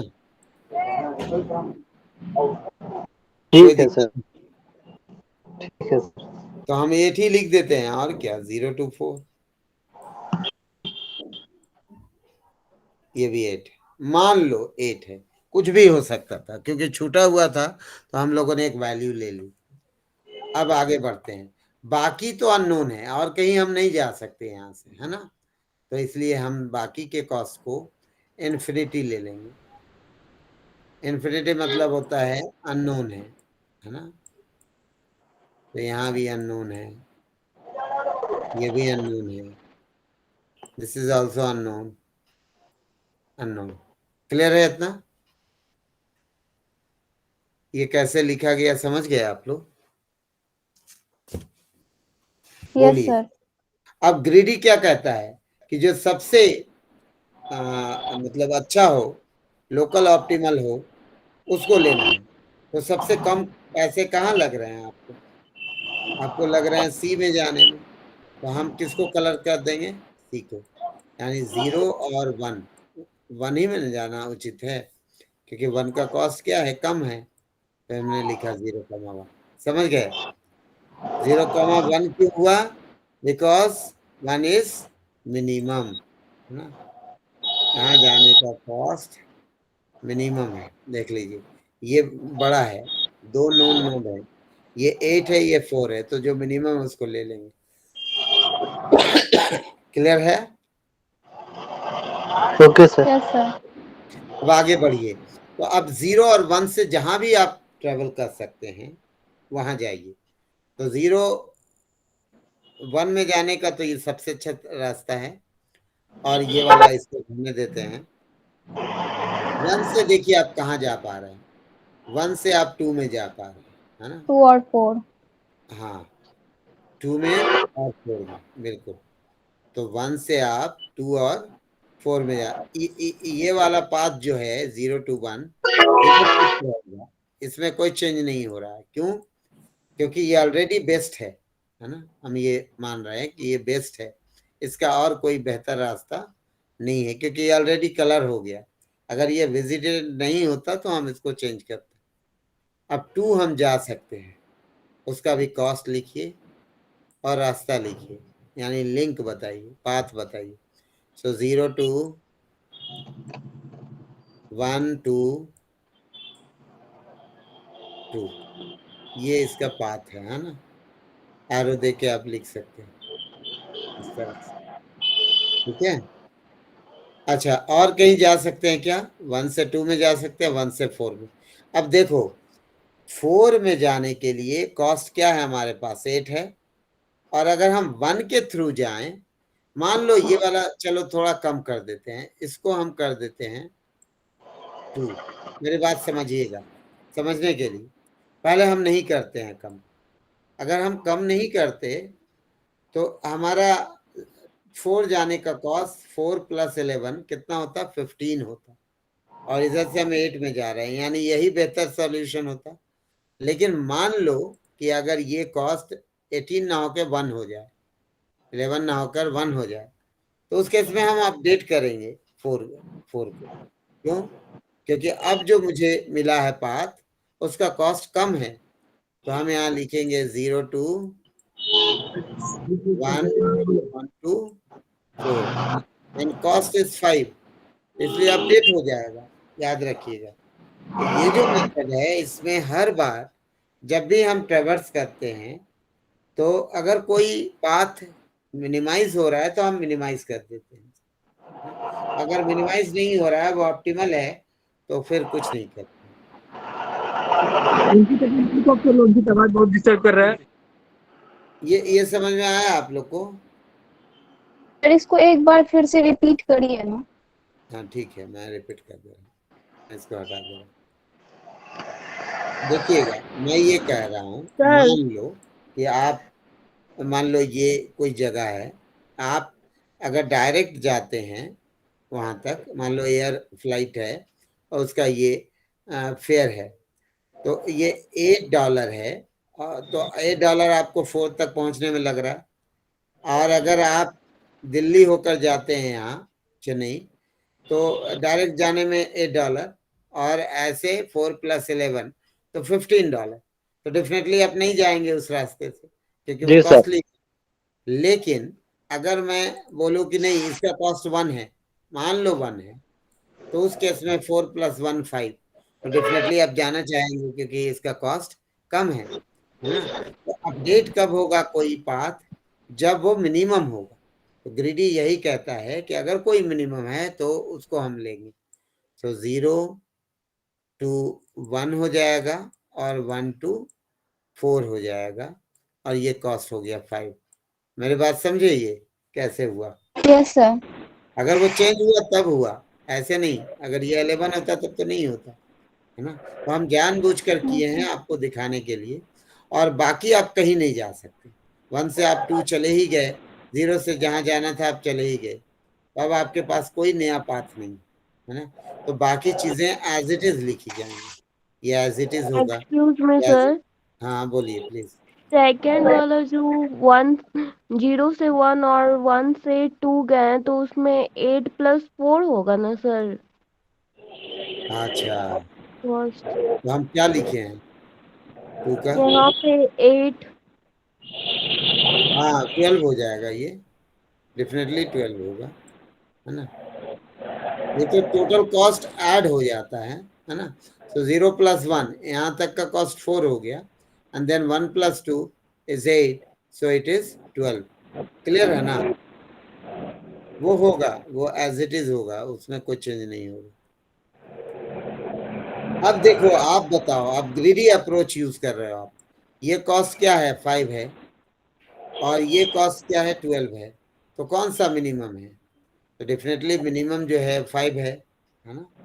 Minimum is 5। तो अब हम यहाँ पे सी को भी ऐड कर लेंगे। सी मतलब कुछ नहीं, 4 को ऐड करेंगे। 0 1 4। अब इन तीनों जगह से आप कहीं भी जा सकते हैं जो रिचेबल है, यानी जो एडजेसेंट है उससे। तो एडजेसेंट नोड 4 का क्या है, 8 है और 5 है, ठीक है। तो 5 जाने का रास्ता कौन सा बेहतर होगा? आप ध्यान से देखिए, 0 अब नोन है, 1 भी नोन है, 4 भी नोन है। 0 1 and 4 all are known, so we have different paths na to move to node numbers 5. One is 8 + 1 9, yani 0 to 4 and 4 to 5. Second path is 0 to 1, 1 to 4 and 4 to 5. If we choose this path, then cost is 4 + 1 + 1, 6 only, while in this path cost is 9. तो definitely हम जो minimum वाला है उसको लेंगे। तो यानी हम 5 पे पहुंचने के लिए 0 to 1, 1 to 4 and 4 to 5 लेंगे। 0 1 4 5, 0 1 4 5, ये एक साथ लिख दे रहा हूँ, बीच में एरो नहीं डाला है। और ये कॉस्ट क्या हो गया 0 1 4 5 का, 4 1 5 1 6। समझ रहे हैं आप लोग? हाँ समझ रहा है। यस समझ रहा है। अच्छा, ये 1 पे जाने का कोई चेंज नहीं होगा, ये तो एज इट इज है ना। 2 पे अभी चेक कर लेते हैं कि क्या 2 पे कोई और रास्ते हैं जाने के। मान लो अभी तो जो 2 पे हम लोग गए थे तो कॉस्ट था 12। तो अगर देखिए आप कि 2 पे जाने का कोई और रास्ता है क्या? अगर मान लो इधर से जाते हैं, क्योंकि 4 भी हम नोन है, तो भी हम 2 तक नहीं पहुंच सकते। 4 से 8 ही पे पहुंच सकते हैं, 4 से 2 पे नहीं जा सकते, यानी 2 में कोई चेंज नहीं होगा। 3 में देखिए, 3 पे पहुंच रहे हैं, 3 पे आप पहुंच सकते हैं क्या? नहीं पहुंच सकते, क्योंकि हमारे पास 0 1 4 ही नोन है और 3 2 से जाना पड़ेगा, तो 2 अभी नोन नहीं है ना। फर्दर यानी इसमें भी कोई चेंज नहीं होगा, ये एज इट इज होगा जो लिखा हुआ है। 4 जाने के रास्ते, तो 4 तो ऑलरेडी एडेड है, इसको करने की जरूरत नहीं है। 5 का हम लोगों ने निकाल लिया। 6 हम जा ही नहीं सकते, 7 हम जा नहीं सकते, 8 हम जा नहीं सकते। अब जो मिनिमम है फिर लिख लेंगे, तो मिनिमम यहाँ 12 है, यहाँ 6 है ना, यही दो कॉस्ट मिनिमम है। तो 12 तो बड़ा है, तो हम 6 जिसका कॉस्ट है 5 का, तो जस्ट ऐड 5, इसको बोलते हैं कलर नोड। तो आप कलरिंग करेंगे किसको, नोड नंबर 5। तो this is your colour set. Further इसी तरह से चलते जाना है। तो ये हो गया, कुछ नहीं, इसमें अभी नहीं जानते। 3 को अभी निकालते हैं। 3 को, हेलो, समझ रहे हैं आप लोग? Yes sir.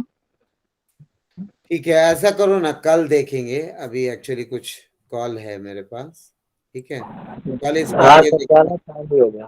ठीक है सर, है ना, कल देख लेते हैं हम लोग। देखिए ये पेपर में आप पढ़िए बैठ करके, सर इसका वीडियो रिकॉर्डिंग मिल जाएगा ना सर? वीडियो रिकॉर्डिंग का मुझे तो यहाँ तो रिकॉर्डिंग का आ रहा सर है। हम लोग सर इसका पीडीएफ भेज दीजिए ना। तो वो जो ये होस्ट कर रहे हैं ना मीटिंग, वो आपको भेज देंगे, आपको मिल जाएगा।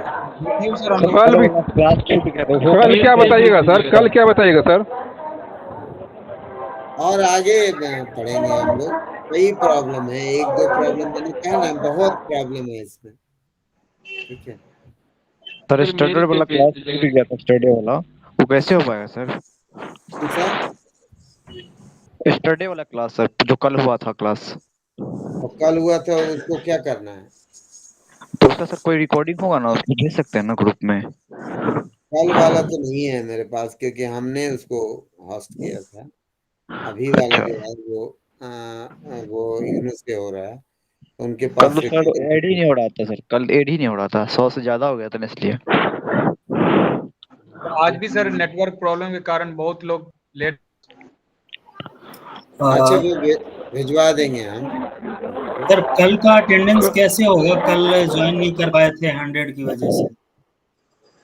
कोई बात नहीं, उससे क्या मतलब है? 90% तो अटेंडेंस चाहिए नहीं आप लोग, 70% शायद बताई मैम ने। हाँ 75% चाहिए। तो अब छूट गया तो क्या कर सकते हैं, अब वो भी हम लोगों का प्रॉब्लम था ना, आपका तो था नहीं, आपने तो किया। अब क्योंकि हमारा लिमिट था 100, इसलिए नहीं कर। अटेंडेंस बनता है डेली यहाँ पे। कल जो बताएगा सर उसका मटेरियल भेज सकते हैं सर, कल जो बताएगा उसका मटेरियल भेज सकते हैं, ताकि उसको एक बार हम लोग अपने साथ देख लेंगे, पढ़। ठीक है, हम दे देंगे, हम दे देंगे, ठीक है, हम मैडम को भेजते जाएंगे साथ में। Okay, thank you sir. ठीक है sir, okay, thank you sir. Okay sir मिल पे ही भेज दीजिएगा सर।